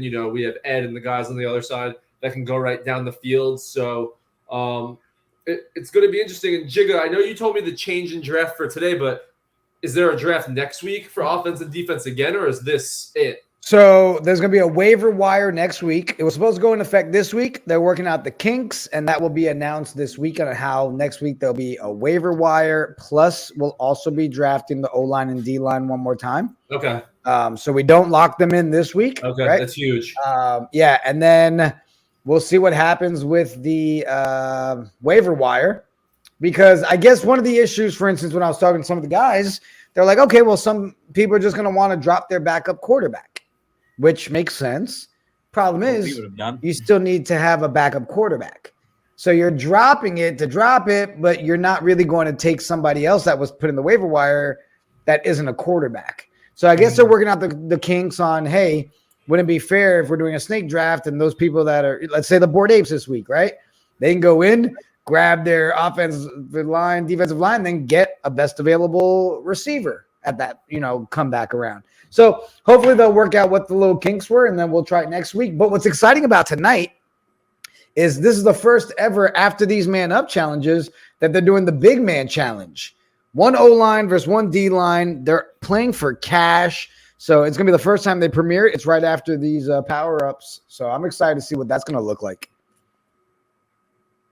Peanut in the chat, when does the draft start tonight? So with the new big man challenge, the draft will start at 9:30. Should be a pretty short draft since it's only 2 rounds. So 9:30. So what's up, Toby? Everything good, man? Yeah, I had just basically walked back in the door. I went out to Lehigh University. Navy was playing in the quarterfinals last night, but they lost, unfortunately. But yeah, I was making my way back today, so now I'm just getting caught up with what's going on. It looks like, is the man ups finishing now? It's looking like it. And I'll tell you, Stigger is there it is. Quantez Stigger. Yeah. He's the youngest dude in the league. He had did you see the one-handed interception he had during the man ups in the first half of this? No, I didn't. He just one-handed OBJ the interception. The guy's pretty good. Let's he's like 20, 21 or something like that. Like, yeah, really young. Well, you know what? Let me get the sound on here. We can share a little bit of this with everybody. I am excited to see these big mans, though. Yeah. It's about time they got showcased. Seriously. Take that bonus. Show the people. Man up challenge. Quantez Stiggers. The Tasmanian Devil. Come on. Woo! Low money. Low money. Try to ball. Yeah. Yes, sir. 500 big ones. That's what you get here in the FCF. Nothing quite like the man up. Coach Degen, Commish. What a show. So Stiggers, what defense is he on? Do you remember? Let me see. I can check it out and pull it up. Let me see. I think I've got it saved right here. Did they switch any guys around, or did it end up staying the same? Minor injuries, just soreness and stuff like that. Yeah. So just minor stuff. But as of right now, no word on any big ones that were an issue. It looks like Stiggers is. I thought it was heavy hitters, but I can't remember. Yep, it is heavy hitters. Quantez Stiggers. Okay. So that's the same as Jordan Foster, then. Yeah. Yeah. Wait, was he heavy? Yeah, no, he was Hitman. So each person's on a different team. Oh, he's on Hitman. Okay. All right. So while we're getting ready for them to start this, while they're getting ready to start this, let's look at some of the stuff that happened this past weekend. Like, let's start with this right here. Wide open touchdown for Wells and a monster throw for the quarterback. Woo, Wells with that touchdown was just so nice. One of those situations where, again, it showed Forcefield really gave Ed a lot of time. He read the defense is great and just put it right where it needed to be, man. Yeah, 10 of 11. I mean, that speaks for itself. Clearly, I mean, some of that credit goes to the receivers too. But, Jordan Williams had some great, difficult catches. But still, 10 of 11, that means the ball is in the vicinity at all times. Yeah, and then how about this replay? You, it is fast. Just a quick spin. He almost catches the ball and spins away simultaneously. Keeps his balance, doesn't even need to touch the ground, and it is nothing but end zone from there. Crown that young man. Ignited, I think. But I'm telling you. And then he knights himself at the end of it. Yeah, I think that the FCF camera might have missed that because I didn't get to actually see it. Yeah, they didn't have it on the live Twitch. I pulled it off replays. Yeah. Now, what was funny too was Yeti said that he had no idea that pass was coming as quick as it did. He had no choice but to catch it. That Ed threw it so hard, it hit him under the chin. He caught it, and that's how he was able to take off. So I just thought that was hilarious. Hey, that was such a great play. Really huge. Yeah, I mean, if he didn't know it was coming, then the defense definitely didn't know it was coming. Yeah, exactly. All right, well, hey, let's check out and see what this are they explaining it yet on how this big up man is going to work? I'm not sure because I don't have the volume, but it looks like Ray Austin is in the booth with somebody. By the coach, Chad. Oh, yeah, this is going to be fun. These guys have just be a little behind with they're this. sick and tired of hearing about the man up challenge. The DBs, we're behind. Yeah. That'll can't wait. I feel like a lot of people don't get to appreciate the technique in it, the mind games that go into it. You just see a lot of grinders hitting each other. Now they're on full display. And we're not alone here in the booth up All right. Yeah, because I think they're just now about to go in the commissioner's corner, but actually on the FCF channel, they're already done that. Now they're explaining the big man challenge. All right. Gotta love the nice delay. Let's see if we can So it says 8 offensive and 8 defensive linemen, 1 offensive and 1 defensive player line up 1 yard apart from one another before a simulated QB snap. Then defensive players have 4 seconds to rush a dummy 5 yards behind the line of scrimmage. The defensive player succeeds if they knock the football off the tackling dummy within 4 seconds. Okay, now you got it up. Nice. Yep. All right. This is definitely something new. I'm excited to see how this plays out. And I guess there's no power up attached to the winners of this. This is just straight for money. Straight cash money for the guys. So I'm sure we're going to see some aggressive play here.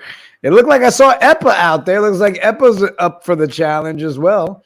Let's see if they give us a list of who's actually competing.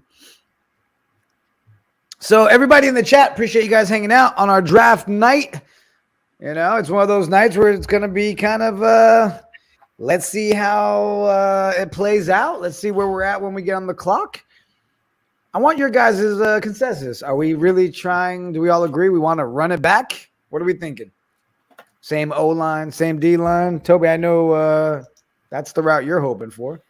Yeah, I am definitely hoping we can run it back. I mean, since we've had this group together, been undefeated. Yep. And I think it's, there's no doubt that D-Block is putting up some pretty decent numbers. I mean, I know that we had a little bit of a curveball thrown with us last week with Kelly Bryant, but they held their own when it came down to it. So, yeah. And even better and we force knocked field, out the Zappers now. We didn't have any rushes for losses again, I don't think. And Ed had a great game, 10 of 11. So finally, Kevin's got him in the MVP race, only at number 3, but that's all right. We'll get the league on board here pretty soon. Yeah. Eventually they'll start realizing what we have, Yeah. Hey, Zook, welcome back. What up? I just had dinner. Oh, all right. That was quick. Yeah. Did you chew? It's a fitness deal. Like, I just like, you know what I was thinking about the other day? And I don't know sorry if you guys were in the middle of something. I was just trying to think of like NFL player comps for the players on our Knights of Degen team. And I just didn't know if I posed that question to you guys, if there's anyone like right off the top you think about like on our team, and it makes you think about like someone immediately in the NFL. Cause I know that I have a few specifically for our wide receivers that I just want to see if like we're on the same page and picking players that are somewhat similar.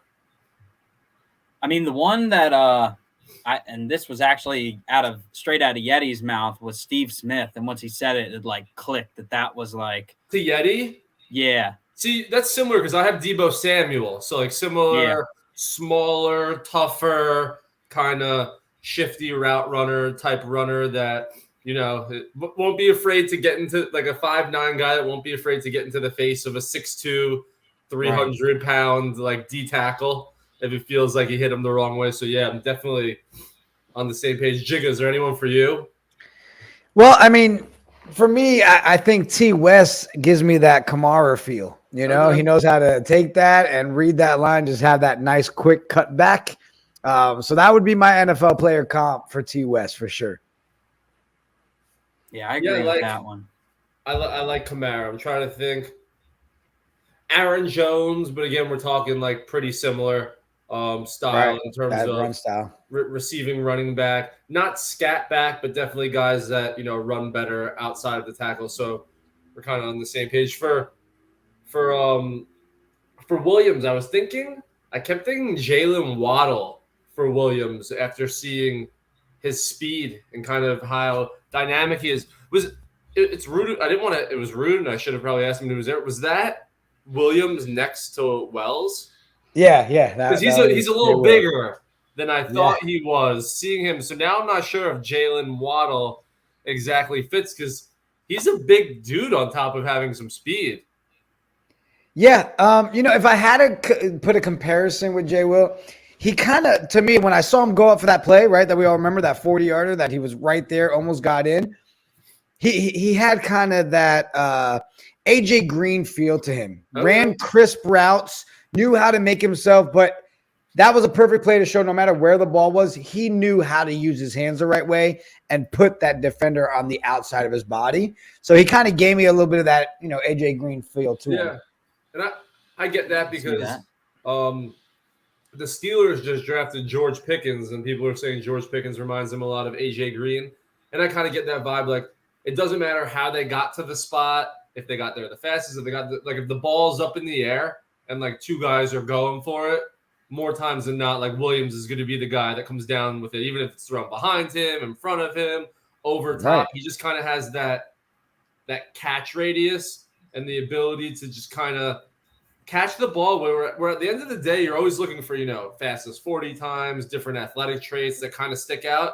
Sometimes it just comes down to like, who cares how fast you are? Who cares how tall you are? Who cares like how strong you are? It's just like, if a ball is thrown up like in between two men, there's just some guys that no matter what are going to come down with it or come away with it. And those are the guys that obviously you want on your team, regardless of if those are the 5'6", 150-pound guys. Who cares?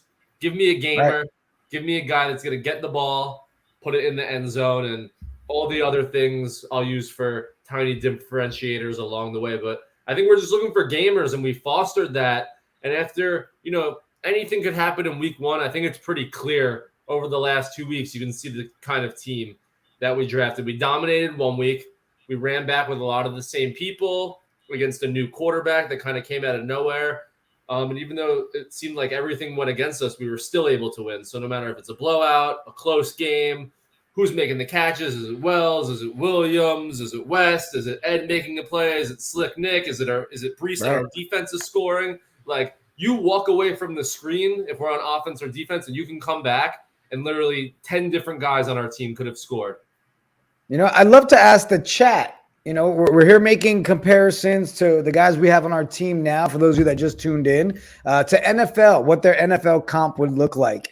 So I want to ask the chat, what do you guys think? If you had to compare Ed Crouch, our MVP KOD quarterback, what would your comparison be? I'd love to see you guys' options in the chat, but I'll start with you, Toby. I mean, if you were really saying, hey, this would be the player comp in the NFL, where are you going? I don't know. That's a hard one. So I haven't really thought about it. I mean, I'm a Ravens fan, and there is maybe not so much similarity in in play, but I mean, there really kind of is, but there's more of a similarity in like the perspective of how people look at him. Like, they probably didn't think that this guy was going to be someone who was going to come in and throw 10 for 11 for 4 touchdowns. Other than, he's got the touchdown that won the MVP, that won the championship game, is him running the ball. And so I feel like it's probably just his perspective of like, this is what the guy is going to do when it scrambles and breaks down, because he's not going to have like the arm to make the plays instead. And I think that, if there was any week that was going to refute that, it was the week we just watched this past week. So I like this one. Yeah. McNabb is a good one from Frothy. It is. It gives you that size too. That's what I was going to say kind of similar to McNabb. I was going to say, and this is not a shot, and this is a very specific example, so bear with me when I say it. It is Ryan Fitzpatrick in a contract year in one of those like 6 or 7 unbelievable games where he throws for like 400 yards, 5 touchdowns, maybe runs for 1. Because he just kind of has that vibe, right? Like, we even talk about it when we're live. Like, we draw up a play and like we talk about like where we should go, but like right before the play goes off, I'll just be like, Ed needs to make a play. And he just kind of plays with that like balls to the walls. Like, who knows if he needs to get 7 yards, I feel pretty confident telling you he's going to get me 7 yards, but I also feel zero confidence in telling you how he's going to do it. He can run it. He can throw it. He can flip it behind his back. He can flip, like, he's just going to do whatever he needs to get to kind of get those 6 or 7 yards. And like everyone kind of knows, like when Ryan Fitzpatrick is hot and like they're showing those highlights of him like on like ESPN when he's playing like a great game, like there's no one that's just like more of like a gamer. It's just like the 40-year-old guy right now just kind of taking hits, not sliding, diving. And Ed just kind of has that ultimate like backyard football, like fuck it, like maybe I don't have the greatest like technique. I'm throwing it sling. Even if I have a clean pocket, I'm throwing like sidearm slings. I'm throwing like jump throws on the run. I'm not setting my feet. Like it doesn't matter, and it may not like always look the prettiest, but like if you tell them at the beginning of the drive, like, all right, I'm gonna shut my eyes. I'm not gonna look to like see if it's pretty or not. Just like get me a touchdown. A lot of times, if you open your eyes, like 5 minutes later, he will have delivered. So yeah, I'm a fan of Ryan Fitzpatrick. I always thought that, you know, I was glad that he'd be like getting a lot of chances at different places. But Fitz magic is the truth, man. Come on, It's magic, and it's always during his contract year when it's like, and then he like gets people into convincing, and then he gets another contract, and then it's like a few journeyman years, and then he has that last year. He did it on the Jets that one year. He did it on other teams in different years. I mean, the year he played with us as the I main went to Week guy. 17 that game when you guys lost to Buffalo. In Buffalo, I went with my buddies when he threw like 3 picks in the fourth quarter. And he was so good that year. Just to end it like that, like he was phenomenal that year, and he's done that before. And you know the type of game I'm talking about. Like he throws for like 400 yards, 500 TDs. Like there's no one that's more like charismatic that you just want to like talk to and can easily like get a team to rally behind out of nowhere. 100%. And I mean, all right, since we're talking Fitzmagic while waiting for this to start, what team that he played on do you think he had his best season? If you had to pick one. Because for me, it comes down to 2.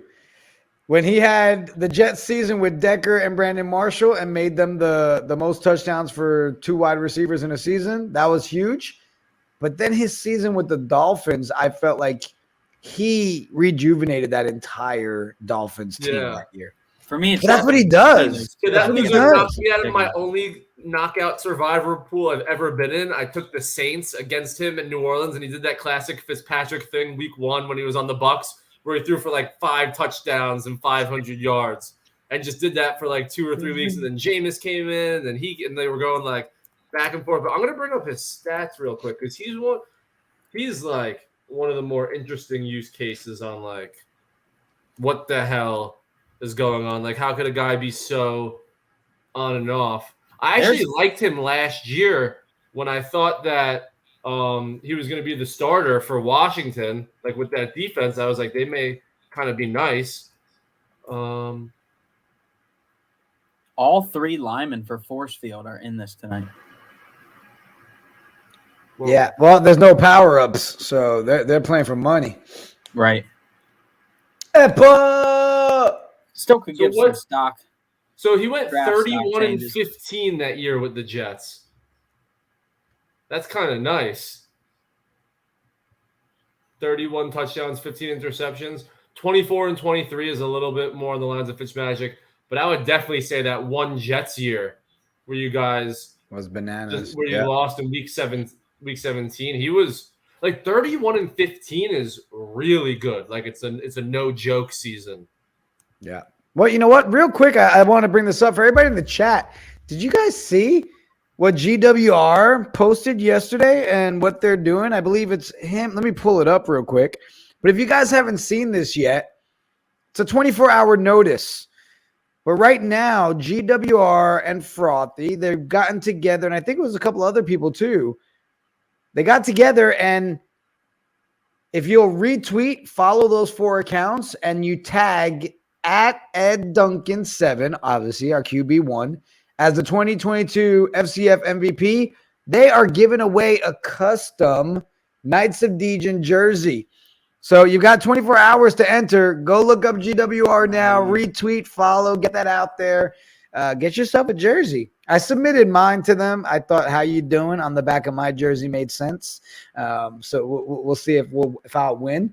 But just thought I'd remind everybody of that, man. Nice giveaway. I love seeing our community always, not waiting for the round table to give you an answer. Create things, do things on your own, and for them to put that together and put their own money to say, "Hey, let's buy a jersey." I thought that was awesome of you guys. So great. Hey, Frothy's in the chat. No, thank you, Frothy. Thank you, bro. Again, feel free to enter my name into that raffle a couple of extra times. Thank you. Guys. I got in. The Steelers got it. The Steelers were the team that took that 7 seed that year because the Jets lost to Buffalo. So Yeah. I remember. And it hurt. Yeah, it was the coldest I've ever been in my entire life, maybe. Guys, I'm not gonna lie, I'm a little nervous about tonight's draft. The fact that this is the first time ever that the FCF has done it to where it's just O-line, D-line, 2 rounds. I think we can strategize all we want, but who do you like better between the second best offensive line and the second best defensive line? Because we can be pretty sure we're either going to get one of those if every team can be drafted twice and we're 6, right? Right. So, I mean, again, that's where it comes down to, right? Let's say we get to our pick, and let's say Forcefield has already been picked once, and D-Block hasn't been picked. Well, then the play obviously would be, hey, take Forcefield now, secure, make sure it doesn't fall because, hey, newsflash, Bored Apes also like using Forcefield. So if we let it get past us and they pick them up, we're out. So it's really going to come down to what happens in those first 5 picks because on the comeback, then we'll know which one we'll be able to grab as our second. So I'm confident with the conversations we had with Ed and Wes and everybody. We know who our top 2 in each O-line and D-line is. Now it's a matter of how's it going to fall tonight. I'm saying if Forcefield and D-Block are both taken because I have a sneaky suspicion that they may both be taken twice in the first 5 picks. Like, which one is the second defense stronger or is the second offensive line stronger? Like, if you're just putting those 2 up against each other, which one do you think is the better value between those 2 positions? O-line. The second in my best opinion, the wall. Yeah, because we need to protect Ed, right? Okay. We need him to have some time and get that run game going too. So I think, again, I feel there's more of a drop-off between the top 2 O-line to the next 2 O-line units compared to the big drop-off between the defensive. Because think about it. Say we don't walk away with D-Block or shutdown, right? Well, we know for a fact heavy hitters has Quantez Stiggers and have decent D-line. So you're still getting weapons across the board. Well, so the heavy hitters are going to have a power-up now, too, because he won the man-up. So that could raise their draft stock a little bit here. And we also, Aoki, who we play, is right before us. So whoever they pick, we're getting blocked out of right away. Right. So actually, can you pull it up, Toby? Maybe look at what has Aoki. Yeah, what did Aoki go for? I actually was thinking about that earlier today and just wasn't able to take a look. But so defense, they've got shutdown squad last week. The offensive line does not show up in the box score, so I need to find the rosters that came from Coach Leota. They always get lost in this sea of chatting that's going on. This coaches club server's got more activity than some entire NFT projects. Draft is in 50 minutes. Here we go. Okay, so this, I believe, was just this actually, I wonder if this was the week before. So they had the wall. Let me see what the date was on this. This is 4/29. So yeah, that was last week. But that's strange because the box score has a different defense on it. But the roster is showing that they had heavy hitters, that they had Quantez Stiggers. And I believe they did that 2 weeks in a row. So we know who they like for their defense. Yeah, so it's a good chance they're going heavy hitters there first. or if they know we like D block. But I would think if Quantez Stickers has got a power up, then They'll heavy stick with hitters their might D. even get picked twice before we even go.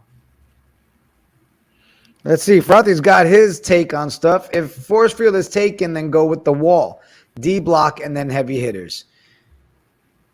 All right, so I'll agree a little bit with Frothy. I mean, I've got I still think the shutdown squad would be a equivalent right above by a little hair over the heavy hitters. So we got to go all line. Yeah, if it's not D block, I think we got to go all line, right? Is that what we're all kind of saying now? We're coming to that realization. Yeah, I think. I mean, again, we'll find out in 50 minutes, right? Yeah. But I really think we're going to be put in a position to where it makes the most sense to grab our O-line and secure that unit. If D block, by the time it gets to us, if D block hasn't even been picked once, then we might be in good hands to get our D block right after. Right? So you're the boss. It's If D block has 0 picks and it's sitting there, I'm going to be screaming at you to draft D block and not try and snag them on the way back But on the way, it's a snake. So we know it's only 2 teams that would pick again before us. If D block hasn't been picked. Oh, there's only 8. There's only 8 teams. Exactly. Yeah. So if D block hasn't even been picked once, we can grab them, unless the board apes decide to take them. And They would who have was to right after both that? take 'em. SBS. Yeah. But I think right. they both would because they would both Who need is, a defense before we go, right? If they both go before us, they would need to pick a defense before us. And you would think Right. they would both take the best one probably. So But everybody has their defenses That's ranked true. differently. That's true. That's what you You guys know? just showed me with the heavy hitters. There's some teams Yeah. that I like their mean, defense. Aoki them 2 weeks in a row. And let's be real. I mean, last time I checked, Stiggers, who won the man up, the youngest DB in the league, he has the most interceptions in the league right now. And it's very much biased, right? Because whoever these teams have the same record as us or better, so whoever they've had on defense, they think are the best. And there's a Right. 75% chance it's not D block. So there could be the way we're talking about D block. There's probably other streams going on. They're talking about heavy hitters the same way. Right. So, Because, yeah. I mean, if you think about it with the board apes, and Toby, correct me if I'm wrong, but I think it was 2 weeks in a row they've had the shutdown squad. Like, that's their defense. They really like having them. They've won 3 games in a row. They definitely had them against us. I think they might have had and them all 3 They definitely weeks. had them last week. Yeah, they may have had them all 3. They may I'm hyped have. for this draft. What up, Smoke a lot of Potamus? And yes, you are right. Most of those were in the first game. He's been struggling a little bit lately. I believe he did have one last week, though, right? He's now at 5 for the year for Stiggers. Correct me if I'm wrong, unless it's just 4. I would but almost he argue did. every defense struggled lately. Like last week was just an offensive onslaught. Yeah. I don't know if there was really any defensive stops as far as like stopping a team from scoring for touchdowns, like throughout the game, like Aoki Beasts they almost scored over 80 points. Let me look and see if these box scores again. I guess the Kingpins got stopped a few times. Terry Jones had a pick. That was against Was there any tight ends that stuck out last week on any of the Tommy Oje. Well, he was on ours, right? He was on. But he was also on the board apes. He scored 2 touchdowns last week. One for us, one for them. That's what I'm saying. If they haven't been, everyone has 2 people have that. Yeah, this is Right. crazy. that's what makes it crazy tonight, right? Because you have to. Yeah. So it's like there's a lot we have to figure out when we go. But can anybody talk about the fact? Did you see Epa a couple minutes ago? He was not letting anybody near that dummy football. He said, "Hell no."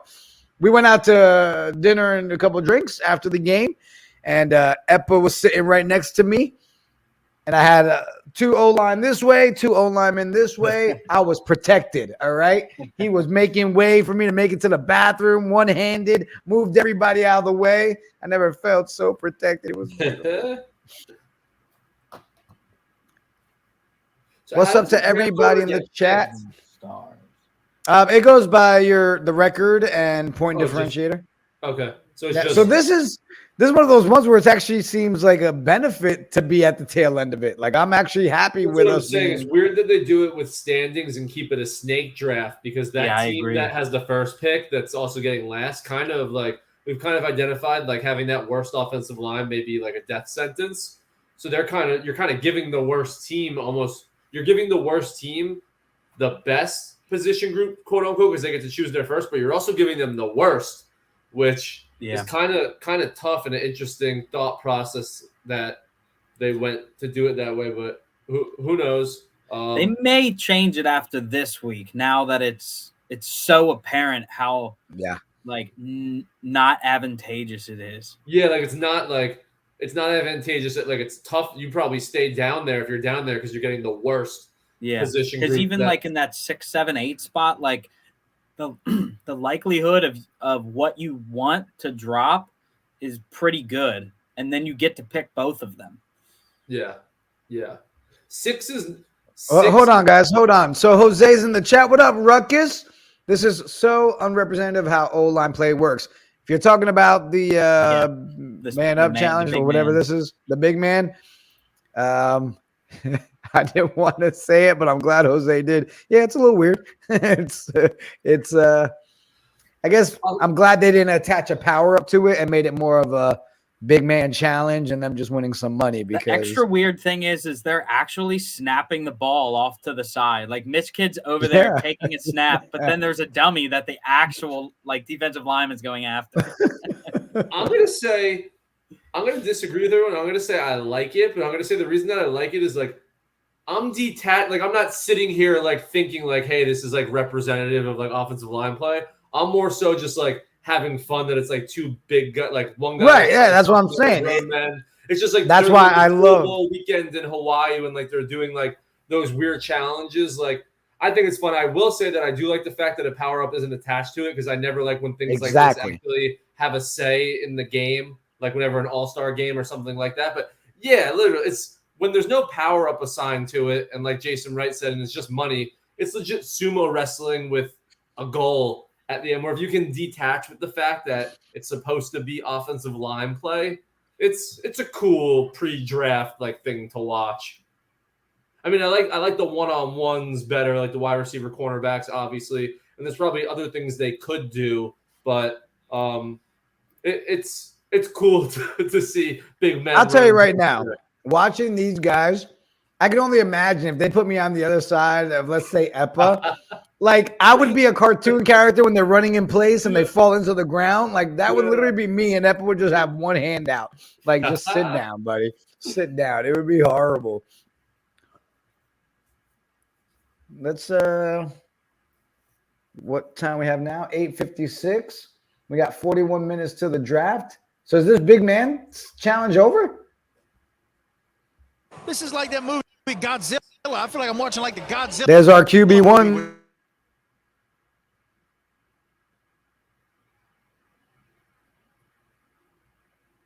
Did I freeze? Yeah, I guess Jacob froze. I thought we all froze. No, I thought you froze. We were like, you clock stoppers. We all just stopped moving and like we didn't. I was like, did I freeze? Yeah, I thought I just thought the whole thing froze. I was like so confused. I'll remove him. He'll pop back in.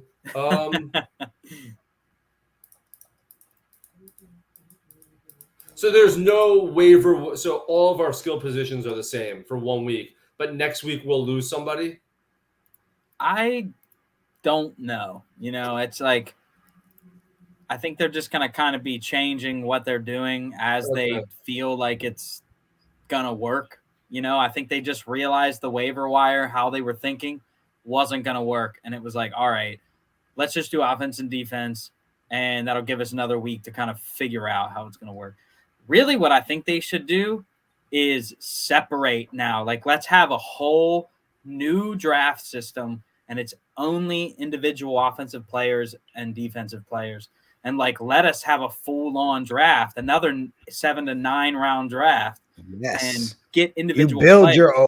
Yep, you build Like your defense. for round one, you would see definitely. Slick Nick go. You would see Osborne go. You would Right, see but the problem Stiggers. is you're having to share defense and offensive lines. You don't have enough players to make it each individual. You know what I mean? Yeah, like They should make it a would be pool really of players. Yeah, but maybe a pool of players, and you get to tag.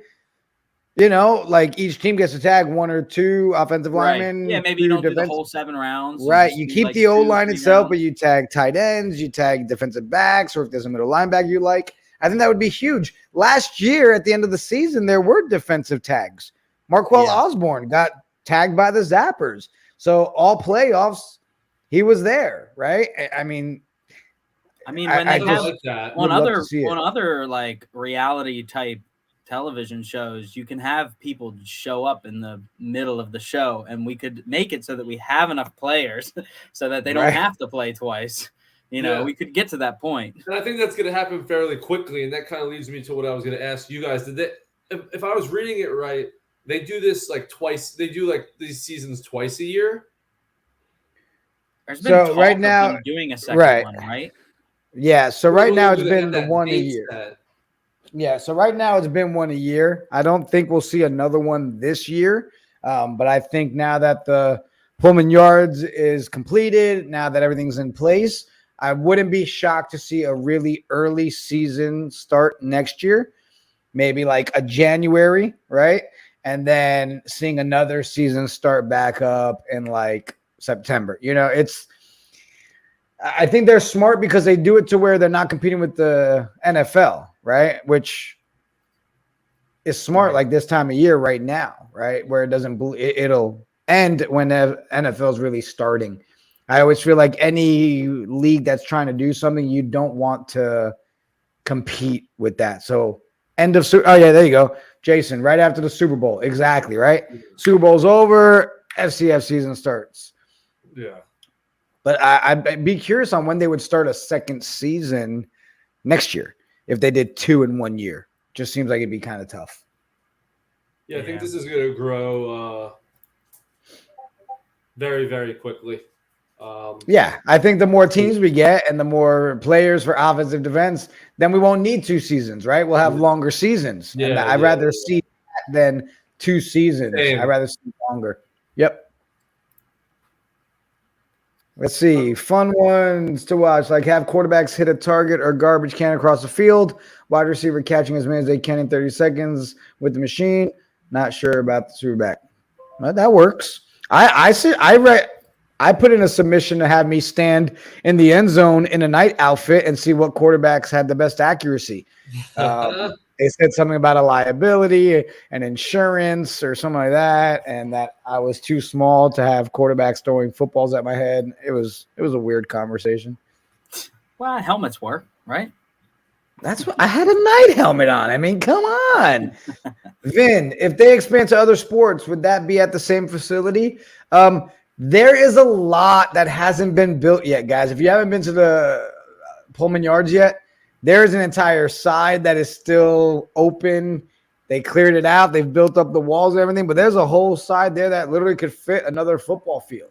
Even a whole basketball court, full court. I don't know. We've heard rumors of basketball, a lot of stuff, but there's still a lot of room over there. Yeah, exactly. Ruckus said it. Multiple sports, literally. I was wondering, like, when this season ends, are they going to be, like, tearing it back down? Because, I was trying to figure out, I was looking into the history of Pullman Yards and, trying to see, what kind of goes on there. And it seems like they almost will have, different shows or, some They type bought the property. Okay. Yeah, Gotcha. so it's they're building offices that are attached to it, production area, studios. They're building restaurants so that next year it's not gonna be just food trucks. You're gonna have full built-in sushi restaurants. Awesome. Yeah, no, they bought the whole thing and they're gonna keep building on it. So I wouldn't be surprised that when it's an off season, if there's not another sport going on, there's concerts going on at Pullman or even like Huncho Day, right? Big charity events and things like that. But Fan Control League has made it very clear they plan on being in multiple sports, and I wouldn't be surprised to see it all done at Pullman the right way. Makes sense. Frothy. What about basketball? I know they had enough retweets. Haven't seen anything since. Had to rewatch the movie. Fan controlled taunts and trick shots. They are serious about it. Last report is they working on a rule book and having the fans put it together.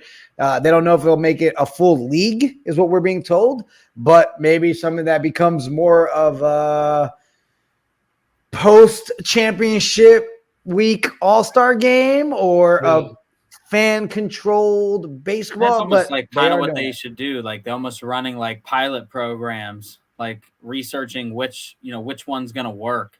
And when they hit something that's like, hey, we might have something here, then you start to build the league out, Yeah, 100%. No, I love Atlanta this league. is to FC as Bristol is to ESPN. Fair. Oh, we lost Zook. Actually, when Zook gets back, I'm going to see if I can have him share his screen. For some reason, when I go to share the screen, it's giving us a freeze. Let me see if I can refresh here. Draft is in 30 minutes. All right, chat. What do you want to talk about? Throw some questions out there. You want to look at some highlights? Ooh, Zook sharing his screen. Not the Twitch feed, but hey, a whole lot of Ryan Fitzpatrick. Hey. We're going to clip this right here. Love for Ryan Fitzpatrick. Da-na, da-na. My internet isn't too good either, but we can try it for now. Yeah, I don't even know if it's the internet today. It's literally anytime it refreshes, it freezes me 100% over here. No, FCF is like sick. I don't think. And what's good for, it's good. I don't know if it's good or bad, but it's like whatever you want to say. I don't think, like, clearly if you look at the floor of like what Knights are, what Steeds are, what assets are, like, things like we're having a fan-controlled football league are going to be valued at in like 2 years, 3 years, like that, and like a baller to be able to choose, like when millions of people are watching, you have an NFT where like you can be the one sitting with your friends saying, yo, I'm calling these plays, when like who knows, maybe like the tier just below NFL players start coming, and like who knows, like what this is going to be is like crazy. And the Knights, and I'm new into the Knights, so I'm not someone who's like, I'm not someone who's been like crazy about Knights forever. But like when you look at like value of the asset versus what some people and like these communities actually have, like we have a football team, we have a soccer team, we have all this virtual, like we have tangible thing. Like how much is a professional? Like whatever, this is a minor league professional football team that has real seasons, that's ran by a real organization that's affiliated with NBC. Like we all know where this is gonna like go into the future, where like these games will be just like the championship or whatever. Things will be broadcasted like live on like main platforms and main networks. Like, look, Drew Austin sat down with Ed and told Ed, by season 4, no later than season 5, you will have an Ed Crouch Knights of Degen jersey hanging from the Pullman Yards when we decide to put it out there. Like, right? That's going to be the MVP from season 1, season 2. But guys, we've got a hard-hitting question in the chat. What would Zook and Toby get on their custom FCF KOD jersey? We'll start with you, Toby. Would it just be TJ Bonnets? Would it be Toby? If it was going to be something related to my name, the nickname I always had sports related was Toby Bryant because of my basketball skills. But I don't know. I'm not sure if I would like think about trying to do something, FCF related or trying to like make it something that's, kind of in that theme. But I do like the name Toby Bryant, but it's like, I don't know. Does it fit on a jersey? Does it look right? Like when we had Greek Week, that was on the back of my T-shirt was Toby Bryant. Nice. How about you, Zook? What would you do? Mine's easy. Mine would be Pony Zook. My friends are like obsessed. Like they have so much fun with calling me that now that I think that's an easy one. Just stuff. How I actually got Zook a long time ago is my name is Zach, but I'm also a Rangers fan. So in college, I used to wear a Matt Zuccarello jersey. So my roommate just started calling me Zook, not because of anything with my name, but actually because of Matt Zuccarello. So a lot of people think like Zook comes from like Zach, but it actually comes from this this random hockey player that I had a jersey of when I was a senior in college. And my roommate that knew nothing about hockey that I was trying to introduce him to, just like fell in love with this one player. Do you guys watch The Office at all? Oh yeah. A million times. All right, so you know the 7 now, but yes. You know the episode where Dwight buys Michael his birthday gift and he gives him a hockey jersey and the back it says from Dwight? Oh, like if I win, I will go ahead and let the back of my jersey say from GWR and Frothy. All right. I'm saying it right here. I'll put that on the back of the jersey, guys. All right. Oh, we find out Smoke a Lotopotamus actually fits on the jersey. All right. I'm very nervous for this draft. I know. Can you explain to me how this season, like, how does this season end? Playoffs? So, yeah. So as right now, Toby, right, we've been told that it's 2 OG teams, 2 NFT teams will be the 2 that play in the playoff game. And then the winner of that will go head-to-head OGs versus NFTs for the championship. So there's really 2 divisions going on right now. Yeah, it's basically like 2 conference. OG conference, NFT conference. So the NFT conference, so that Bored Ape game is fucking huge shit. Oh, best answer in the chat. How does the season end? With a Knights championship. Sir Pizza nailed it. Yeah, that was perfect. So Aoki is an NFT, right? Or is that a OG? Yes. Yeah. Yeah. Oh God. Yeah, so this game is this ginormous. game, and we can give them an extra loss that really helps. Now, I also don't know, like, how will they look at those standings? Are the standings based on the division record? This team is so fake. Aoki with a -10. Get that shit out of here. Minus 10 point differentiator. If we beat them, but that's this good. week, That's huge for us. If we beat them this week, that means the 28-point discrepancy between us will get even wider. Plus, we have a win, so we have a game plus tiebreaker over them. And what is this? A 6-game season? 7, I think. So, you play everyone once, 7-game season. So that will be officially more than halfway through. That's a nice cushion, especially now that we don't play everybody once. We play everybody in our division twice, and then you have one interconference game against which we already had. So they do have the schedule set up by divisions. They just don't have this leaderboard. They just don't have the standings on their website broken up as they should. Right. Okay. So we will get the Bored Apes again. We get them week 5. And we will. Guys, let's be real. We're one play away from where we should be 3-0. We all know this is going to be nuts. Okay. Our team right now, compared to where we were week 1 with all of the pieces we have, is huge. And Toby, how many turnovers did they have in week 1?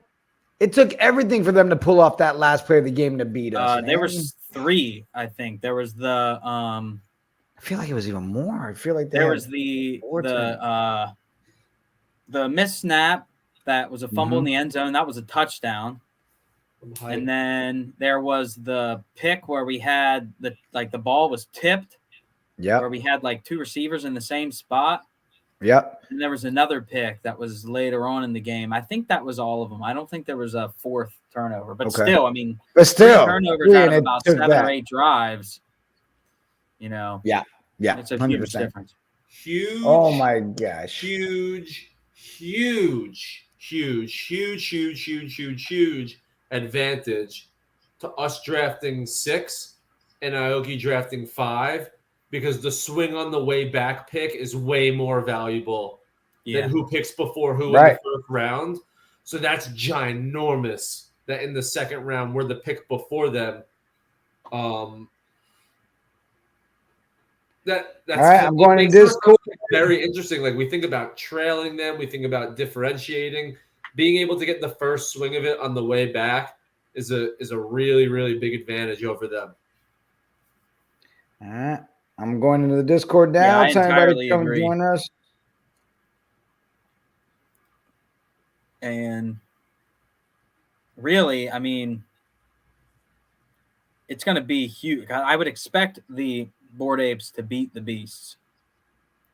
And if they do so, then it almost puts them out of contention. At 1-3, you've got to have a total turnaround to come back and reach either like the Knights of Degen or Aoki. You know, like it's that second spot that's really going to start to Beasts are the fourth team in our division, Toby? Yes. Okay. Or no. No, Sorry, they're I messed it OG up. team. Oh, sorry. Who's the fourth team? Kingpins, even worse. They're 0-3. Yeah, if Kingpins lose this week and we win, with that point differential being the way it is, we've kind of dormied them unless we like unless like knock on wood, Ed were to like go down. We would kind of dormy them in that point. So it'd be kind of nice where it'd be down to like just only one team can knock us out of that spot. But yeah, this game is nice. But you can already tell from this season 30. that our point differential is a lot better than theirs. To be 2-1 and have a negative point differential goes to show that you may have, won some games that maybe you shouldn't have, or maybe overall the strength of your team is clearly not as strong as ours. So yeah, I'd like to think we have an advantage. It's gonna be very. Do you have any? After researching their team, and obviously these teams better than most people in this league, do you have a hint of which way they're leaning, like with their first pick? Like, do they have a unit they use over and over? Aoki? No, Aoki. My guess would be that they will be going heavy hitters in the first slot, if they want to go defense. But they have always had, it seems like, an inclination to go with an offensive line first. Let me actually pull Best case scenario, they go heavy hitters. I'm going to convince you to go. I'm going to try and convince Jigga to go D block, because if we get D block, we've matched them on defense. Let those two go offense and defense on both sides, and then we know that we both need offensive line, and we'll get to choose the one before they go. That kind Right. of lets us get the But better again- one. And we like D block over. 100%. But again, it comes down to, it's not just Aoki's pick. If D block's already been picked twice, we're already out. Or if they got picked one, right? Again, it's all going to come down to who's already had that first tag on them, or if they're already off contention before it even gets to us, right? This is one of those weird weeks where we've had the benefit of saying, okay, well, we know who we like and what we wanted and stuck to our draft plan and based the decisions based on our unit. But this is one of those weeks, man, where it's scary. I'd give anything to run it back with the exact team we want. Guys, let's look at the schedule. So we've got Aoki this week. We've got Bored Apes coming up the week after, Kingpins, and then Aoki again. Yeah. If we can go at least 3 of these 4, we're in good shape. We're in really good shape. We need a week 5 win. Who's all in the chat? Who's all going week 5? Anybody going? I'd love to know. I know I'm going. I'm definitely going to week 5. If we win this week, the way that you just read the schedule to me, it doesn't mathematically do it, but just the way that it works in my gut feeling is if we win this week, I think we at least clinch a scenario where at worst, that last game against Aoki is like a win and get in. We'll still have given us a chance to like put ourselves enough in front with a win tomorrow in the point differential, and we'll pick up at least one other game over the course of the next 2 or 3 weeks that will have earned a chance to play them again in that last game and have it mean something. So tomorrow's game is very big. It gives us the breathing room because we'll be up a game and we'll be up at least over 30 points in the differential, which is big because we score a lot. So if we have a big point differential over someone, I think a lot of times, even if we were to lose, we're going to keep it close because our offense is going to put up points. So to make up a differential against us is going to be tough to do. And to jump us some wins if we're already a game over you and we beat you will also be kind of tough. Again, we don't know who they've played. I'd like to see who they've lost to. Who, Adoki? Yeah. They had lost to the Bored Apes, I believe, in week 2. Oh, let's go. So I have their draft stuff here. In the first draft, they were kind of following suit with us. They took Block Party and took D Block. And then the next week, they liked Block Party. They took them again in round 2, but then they went Shutdown Squad instead of D Block. And then this past week, they went with the Wall on O-line, and they went with Heavy Hitters on defense. So I would think that if the Wall is there, they're probably going to take that first. It seems like they have prioritized O-line before defense in every draft. And defense might be a wild card because even though they won last week, Heavy Hitters didn't do anything for them on defense. Like, it was I'm pretty sure it was a shootout because they played the Beasts last week. That's what got me confused with the conferences because they switched on us. Still don't know why they did that. This week is huge now that I know how the playoffs work. So only the top 2. Oh, God, we got to beat Adoki. Yeah, so this was the week 2. Adoki lost to Bored Apes 32-14. That was the big discrepancy for them. So who's on Bored Apes? Who's their quarterback? DeAndre Francois. So, and we had put a lot of pressure on him week 1. We did a great job. It was just those turnovers that, like, we stopped ourselves 3 times and didn't help out the defense. DeAndre Francois is very prevalent in my life. I have a story that is a long story that I'm probably not going to tell because it won't make sense to anyone that is in my friend group, but just know that I hear the name DeAndre Francois for about the last 3 or 4 years, at least 2 or 3 times a day in my best friend group chat. So it's funny to now see him playing football again. Yeah. Let's see. I just had these. Oh, I'm I'll looking tell at the wrong story thing. just because we have time. Yeah. And we'll see if people get it.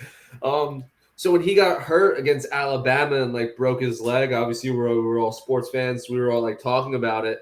And then like 2 days later, one of our buddies like pasted something, or I forget what like the time frame was, but it was like a significant time in like the future. One of our buddies like texted something and like brought in a tweet from Twitter saying that like DeAndre Francois like tore his ACL or something like that. And he was like super late and brought up news that we had talked about like forever.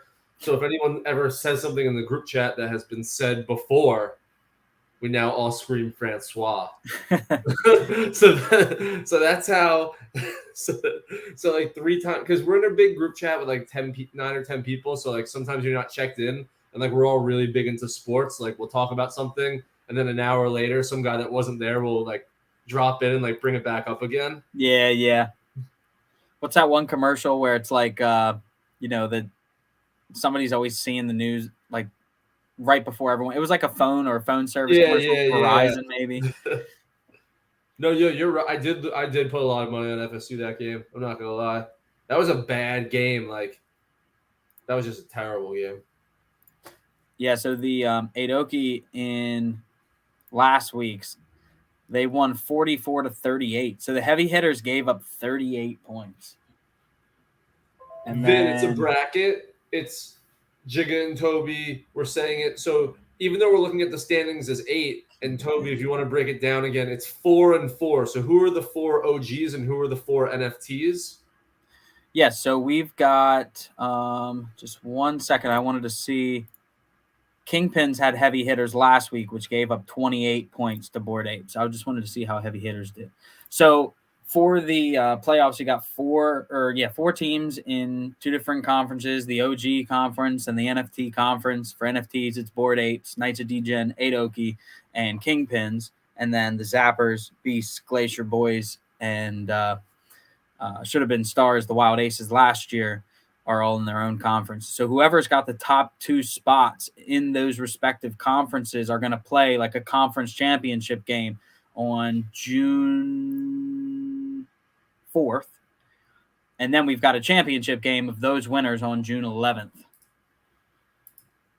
So pretty traditional way. It's just a matter of knowing how the divisions are set up. But we are getting close to the draft here. We've got 15 minutes, 14 and a half minutes until our spot. So the draft actually should be starting, I would say, probably within the next 5 to 7 minutes.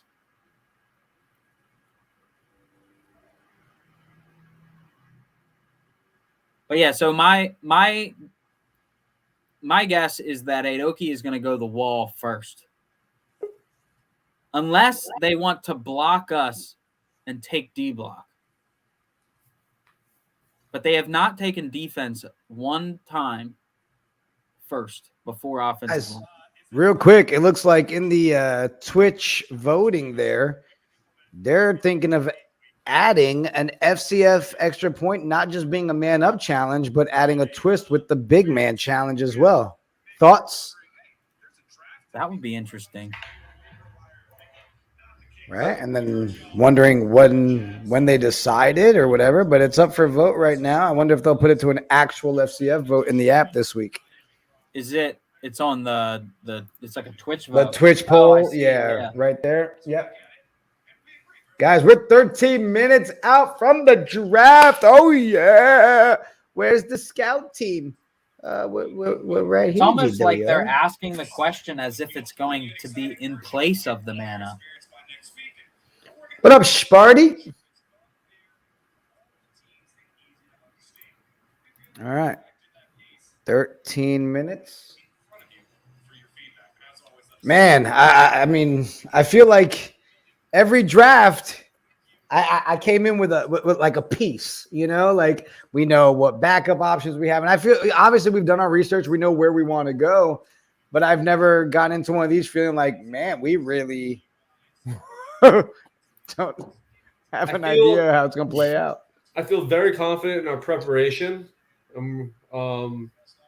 I think we have a good board and a kind of good idea of what we want to do that I think no matter what happens by the time our pick comes up, especially what I was just saying before, that we're 6th and they're 5th. So on the way back, we actually get to shoot in front of them. It's just kind of set up where we're going to be okay in this draft, I think, with the way that the order is set. I think we're going to be all right with this one. GWR, what's the pick? Well, we'll recap. So what we're looking at, GWR, is depending on what happens in those first 5 picks. If we're going to go with either force field, if we're forced to grab our O-line quick, or if we're going to jump in and grab our D block. It's all going to depend on who's already got one, or some of them that may be already off. Draft board wise, we'll recap for everybody. O-line, force field, right behind them we got the wall, and then our drop off with Trenchman and block party. For our D-line, D block with a backup, a shutdown squad, hitmen, and heavy hitters. I think we've talked about it earlier, guys. I think there's a bigger drop off on the O-line play on that side than there is on the D look at side. this. The wall is 5-1. Force field is 4-2. Trenchman is 2-4, and block party's 1-5. Wow. So what you're saying is literally being illustrated right there. Jigga knows his stuff. It's like I pay too much attention to this stuff or something. What was that, wife? I do. I'm sorry. Wait, there's the same description. So, let them take the heavy hitters, man. The heavy hitters are 2-4. Yeah. And so shutdown squad. So our preparation is good. We know there's 2 tiers on both sides of things. They're on offense and defense. There's a tier A of 2 teams at the top and tier B of 2 teams at the bottom. We're going to pray and get lucky that somehow we can snip a team on both sides in tier A. We're going to need help with that, being in that we have 6th place, but as Toby was breaking down people's trends of who they pick, There may be some people that maybe if they're 2-4, both wins are with one team that's 2-1. So that team thinks they're good, and that team drafts them and allows someone that we like to fall to us. Yep. This is gonna be a lot of fun. mean, again, for me, the other piece too is if Forest Field was already picked once, let's just go with Forest Field for now. Okay, let's talk about this. We know that the board apes also like Forest Field. So if Forest Field's already been picked one time, we don't take them. Forest Field will be gone since the apes pick back to back. So again, it comes down also to that strategy. Who's picking after us, and have they already been picked or not? Confirmed, Snake or not. We thought it was Snake. Right? I mean, please don't tell me it's different. The Board Apes had Force Field last week, but they were forced into that pick as their last pick. Jose, we agree with you, man. We were just talking about that earlier, right? We would love to be able to draft our key players on each side. Like, forget a waiver wire. Everybody's locked in with their O-line, with their offense. Now go in there and have a couple rounds where you get to pick the key players. You keep the O-line themselves, but put those tight ends up. Put, offensive linemen that you want to work with, or DBs, middle linebackers that you want to pick, right? Go grab your Cecil Cherries. Go grab your Slick Nicks. Like, that would be great. Only like it's just one round or two rounds, and then those guys, because they're valued that high, they only have to play one game, and then the other guys have to, fill up the field around Put the other. them on the other backups. teams. Yeah, gives all those guys extra play time that they're trying to do.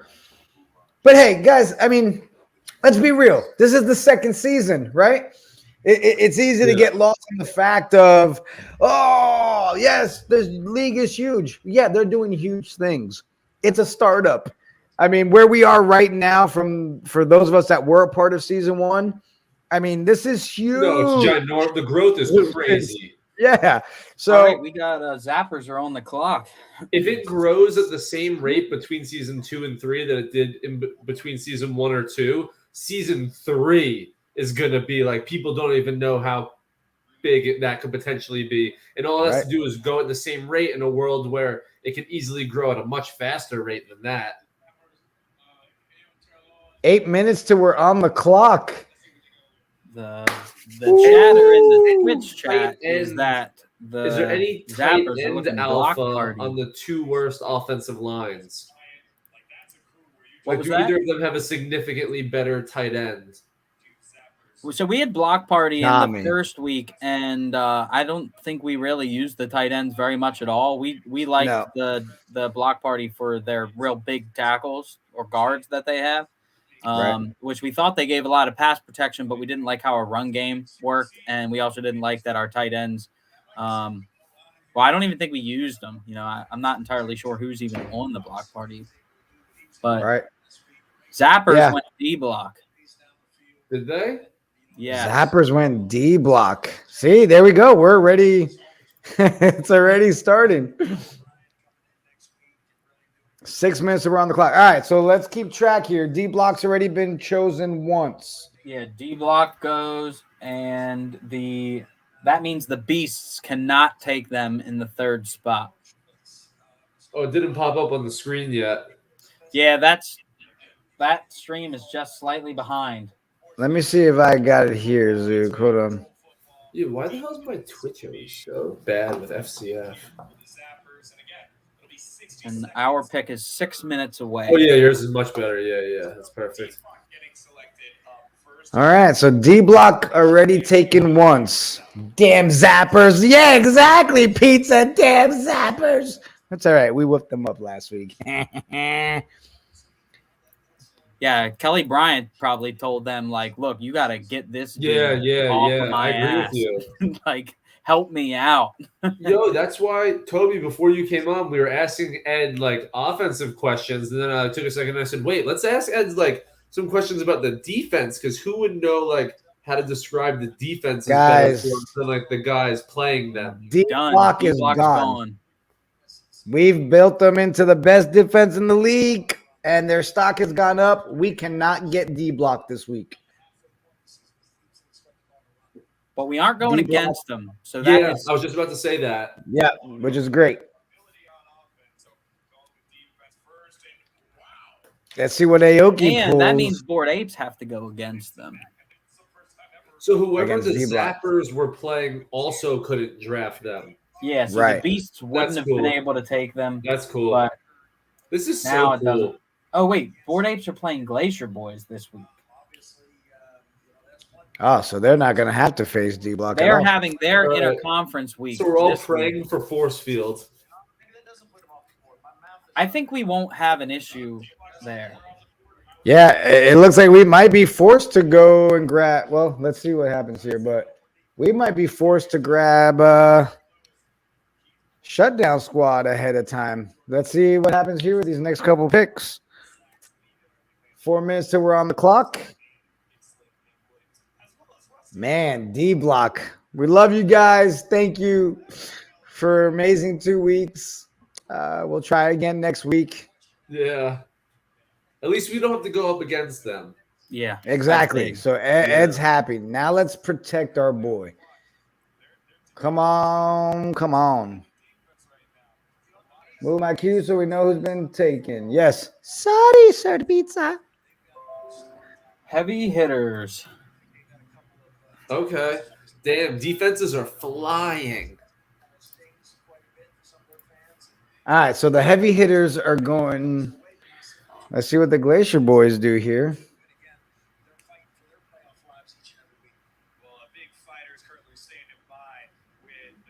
So we're up against Aoki. That's going to tell us a lot right now where they go. Yeah, it's almost like we might have to pick Yo, I think before mine we is even ahead know. of yours now. Should I take it back? Why is mine delayed now? Yeah, because mine says heavy hitters at 3 and yours still set on the clock. So I think mine is ahead. All right, we'll keep swapping back and forth Yeah, we'll between keep going. who catches up. Man. So what I are told our you. thoughts here? We've got 2.5 minutes. You still can't. We're not going to be able to know until we're going to have to look at it right when we're on the clock. And I think we should need to game out a couple scenarios here. Yeah. Whew. I mean, it sucks because Shutdown Squad go in one of these next. Well, it would have to be this pick because whatever Aoki Let's see picks, what we can't happens. have. Once this pick happens, we can really just build in one or the other scenario, which will be nice. Yeah. So let's see which way these guys go, and then we can kind of say, okay, at this point, only one other thing could happen. So we can kind of build a nice, solid plan. I feel like Shutdown Squad. who just picked them? Glacier Boys. Did they? Yes. That's good. That's Bored Apes' favorite defense. They can't take them because they're playing Glacier Boys, right? Yes. They Okay. are. Okay. So Shutdown Squad is So gone. if they take heavy hitters, should we go force field? Yeah, depending on what they do right here, Force Field needs to be our play. I love that we got Tommy back. Yep. We got force field, and we don't have to go up against D block. Ed should have as much time as he needs. Yeah. Yeah. And yeah, Jose, I agree with you. Hitman, even still a great unit. They have Latham, Sean Brown. That's our boy, Sean Brown. They got Foster. We've got That's 50 the thing. seconds until our pick, and they pulled the. Okay, now they just put it back on. You say they pulled the draft tracker off. You're going to see it come off of your screen here in a second. What the heck? Where'd it go? Show me what the. Okay, it just came back, I think. Oh, yeah, mine's out. Yeah, I would love to know. And they got the share your thing, the browser extension in the. There we go. Is Aoki mouse taking was on Force Field? They went Hitman. They went Hitman. Yes. Guys. All right, let's come together. We're on the clock in 4 seconds. Do we play, guys? I think we secure our O line. Let's take force field. I like force Let's field. bring our unit back, and I think we grab shutdown squad on the way back. Force field. Yeah, I mean, unless definitely SBS been takes some them. chemistry that has been built, and the offense has been running on full cylinders. Clearly, Lock it in, boys. I'm locking in force field. That's my pick. We know that the Bored Apes can't take shutdown squad, so that kind of helps on the wraparound. They'll take force field possibly. I'm in, guys. Chat. I see you guys. We also would have heavy hitters possible for right. For We've the got two up, defenses we can power roll. up. So it kind of worked out. Aoki took the defense we wanted the least, I think. Force field, put it in, lock it in, force field. All right, show it to us. Did we get it? Yes, it's may the fourth be with you, and we got the force field. How you doing? Come on, force field. So, and we also know. So really, there's only one pick. There's only one pick that can keep us from getting shutdown squad, and that should have been Stars. 1 out of 4. So if they go any other defense, it's guaranteed that shutdown squad is there for us. No, we know that that we're going up against the wall because they're automatically going to fall to Aoki. There's a good possibility that it's going to fall to them, yeah. Because 7-8 is going to be force field in the wall, and then force field is done. They'll come back to us. We're obviously not going to take the wall because we have an offensive line. Yeah. So unless, should have been Stars and Bored Apes would have to both go the wall. Yeah, that's the other scenario. Yeah. You're right. Well, the good news is, we walk away with either. I definitely want shutdown since we don't have our D block. Bring me Marquell Osborne. Bring me Kane. Bring me Roman Tatum. I think that could be huge. Huge. And the Bored Apes had the wall in week 2, and they had force field week 3 because they took the final pick. Yep. Let's go to week 1. What do we have for week 1? The Zappers went the wall.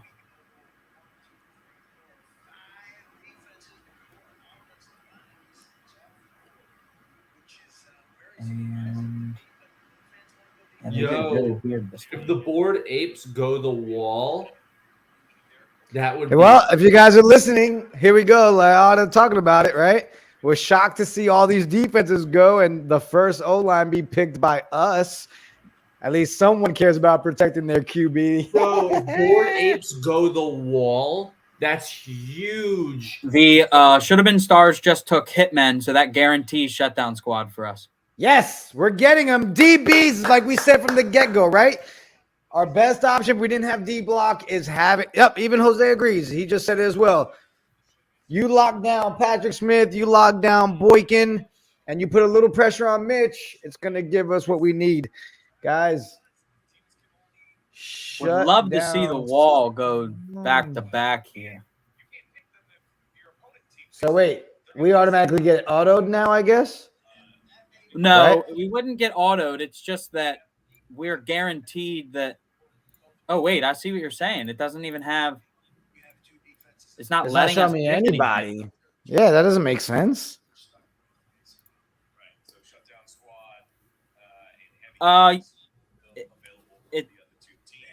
We can't take the Hitmen because they're both off the board, but we wouldn't have been able to take the Hitmen anyway. This is just their app messing up. Take the wall. Why wouldn't we be able to vote for shutdowns? We got them automatically. Yep, because of the way that the other pick went through for Bored Apes. So guys, if you look at our roster in the Bored Apes tracker, already take heavy hitters. Yep. I gotta go in the app. I'll pull mine up so you guys can see it. But look, shutdown squad is in. Force field is in. Yeah, I think. Bored Apes went force field, so you were right. Yep, I knew they And would. then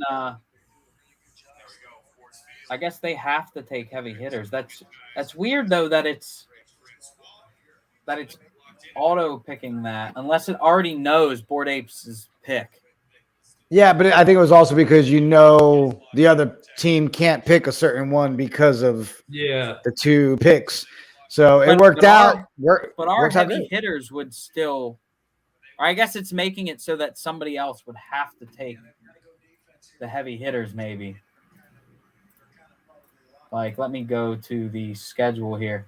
So the Zappers took D block and then heavy hitters. But no, see, that doesn't make sense. Kingpins should have been stars. Should have been stars. Took Hitman and D block. Good to go. Heidoki took Hitman. Yeah, but that's the thing. If you look at 2 heavy hitters are gone, 2 D block, and then it's still they need the app must know Bored Apes exactly because that's the only way that it makes sense. That Bored Ape already picked heavy hitters in the software and it knows. Right. Hey, whatever. Otherwise, Thank you, they app. could The go- they app would knows, be and able we to got shut down. You know what? Let me see if I can reach out to.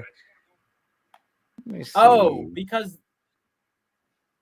they have to pick heavy hitters. Right. Because they can't pick shutdown squad. Exactly. They That's got what I'm auto saying. pick, which then makes us auto pick. Yep. Nice. Hey, I'll take that. Math is hard. That's what GW are. 1 and 1 doesn't always equal 2 in the FCF.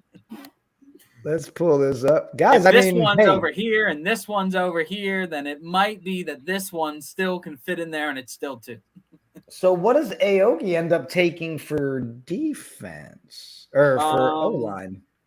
They are going to take the wall, I would think. Right. They just had the wall. They scored 40-some points on the Beasts last week. I would think that they probably wouldn't hesitate. Let me do something real quick. See if I can pull this off.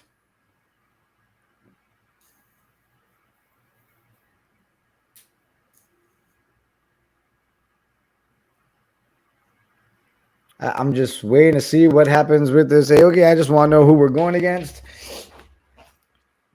So this would be it for the draft, right? I mean, interesting. Wonder what next week's going to look like when we're having to draft these and then not even know what we're doing a waiver wire. Yeah, that's going to make it interesting where it's like, do people value that 4th receiver more than they value getting a whole unit? Yeah. And do you realize it says Horton in there? I noticed that too. Sir Pizza. I don't know if I saw Southwick that also. left for good. Or... Last week it was changed to that. Like if you looked at the roster that was provided by noticed that Leota also. too, Laquan Horton was on there. I think it's because Southwick. Maybe he had injury. He had an in practice. emergency last week, but he made it back in time to be there with us for our game. Okay. But yeah, don't know what's going on this week. I'll text him and find out. That has given us Sir Pizza. He didn't want Horton. He wanted Jan as the backup quarterback. Yeah, then Darius Jan. Smoke Cloudopotamus. What a boring draft. Yeah, when it's just O-line and D-line, we agree. Yeah, we didn't get to make the second pick, so yeah. Yeah. But hey, at least we got the force field. We got our boy messaging us right now. Oh yeah, they're excited. That Tommy Auger. Let's go, Knights. He's a happy guy. Epa's happy. I'm just ready. I want to see what happens here. Aoki. Still nothing, huh? It says draft over, but that's just in the app. Yeah.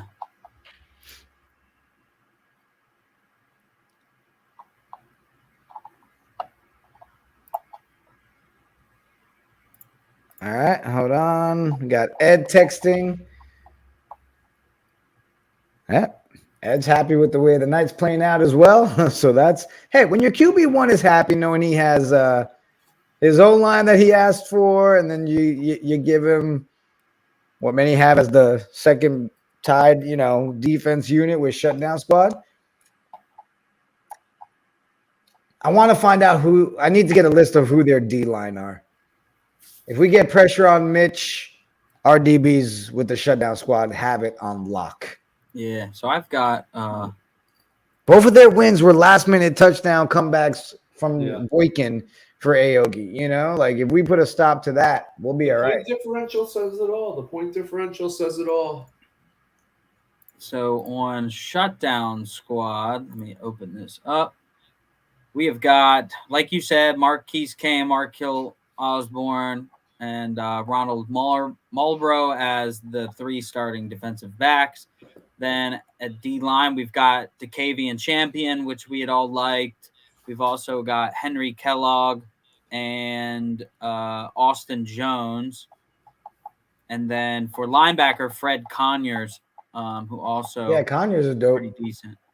And they also have Trevante Valentine as a backup and Jim Jones as backup. So they've got a nice backup linebacker and backup D-line, which I have seen those guys come in. So and I'm shocked with Valentine because he's actually, when I see him in practice, he's been tearing it up pretty well. So weird that maybe an injury or something, and that's why he's back up.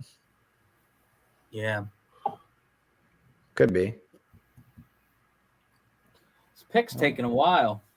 Yeah, I mean, I must be just waiting because like their timers are already, figured out. So it like their timer was still waiting for us and Bored Apes to pick, even though the picks were autoed. Yeah, that makes sense. Their clock doesn't start once their pick is up. Their clock is their clock, and it doesn't change. Yep, they went the wall. Okay, so we know the matchup now. Well, hey, we knew that was going to be the second O-line available. Which, again, I think we made the right move with the force field because Kingpins talked about them a little bit as well, about grabbing force field. So I feel like if we didn't take them, we would have lost force field and D-block this week when it was hitting those 2 guys. Not the Kingpins. Who was it that was right before us or after us? Should have been Stars. Should have been Stars, yeah. All right. So, chat, boring draft, agreed. But how are we feeling about keeping our force field on May the 4th be with you and also getting some shutdown squad for the first time? I'm feeling good. I mean, I've only known D-block, so I'm excited to see another defense. But it'll be an interesting match. Like I said, things would fall our way. We were low enough, which was nice because on the way back, you were still going to get someone with first-round value, and then on the way back, you were going to get one of the first choices of what was left over. So with it being Snake, 6th pick is actually kind of a nice spot to be. Yeah, it was. It worked out nicely. And we knew that we would lose one of them anyway. So we got what we wanted. Right. We would have had to been 0-3 if we wanted D block. Yeah. I'd rather not have D block and be 2-1, getting ready to fight for a conference championship. 100%. That's a great way to look at it. I agree with that. And we're not going against them. I think that's the largest point. Is that's almost the largest reason why we wanted to pick them. The first we never want them to. It's like you get an offensive line pick in picking them because now you have relieved so much pressure off of the O-line. But yeah, it's so weird, that the Zappers and Kingpins at 0-3, and they are getting shafted on this draft. Well, they both walked away with D block, did they not? They did get D block, but so they got arguably they're getting the worst O-line. The O-line is 1-5, so they've got some help. They need to, D block needs to overcome that to be able to give them some wins on that 1-5 record. Glacier Boys got the Trenchmen. So it pretty much just comes down to Trenchmen and That's it, right? What's the other? The walls have already party. been shows. Yeah, so that would be it, right? Yeah. Is there a defense that hasn't Zappers are been picked getting twice? block party guaranteed. Kingpins are going to be getting whichever one the Beasts don't pick. Or whichever one the Beasts don't pick here. So the Beasts just went Trenchman. That locks it up. The last 2 picks are block party.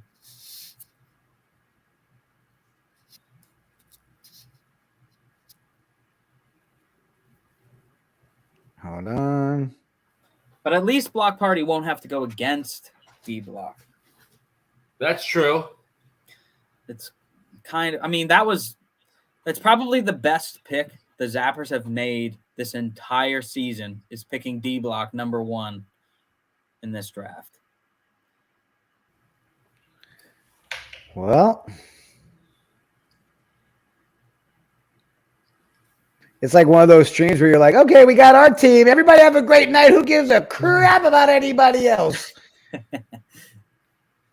I agree. You know what? Yeah. I actually think that's the play here. Guys, today's what? Wednesday? Oh my gosh. Tune in tomorrow. We got the night shift. Yeah, we got a lot of stuff about the announcements we've had this week, about things that are coming up. So excited for this week.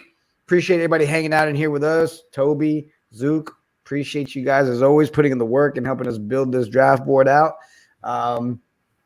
Looking forward to Saturday, guys. I can't wait. Yeah. But before then, we got tonight. We ride on Friday. We got a lot of horse purchases we plan on doing. We're going to let people know about that on Friday. And, man, I guess on that note, we should just end it right here, right now. Chat, we love you. Game day week 4 versus Aoki. We got our players locked in. We got the shutdown squad. I think it's a great week ahead, guys. It really is. We've got so much going. We're building a franchise. Facts. A dynasty. Facts. Appreciate everybody tuning in. Have a great night. We out.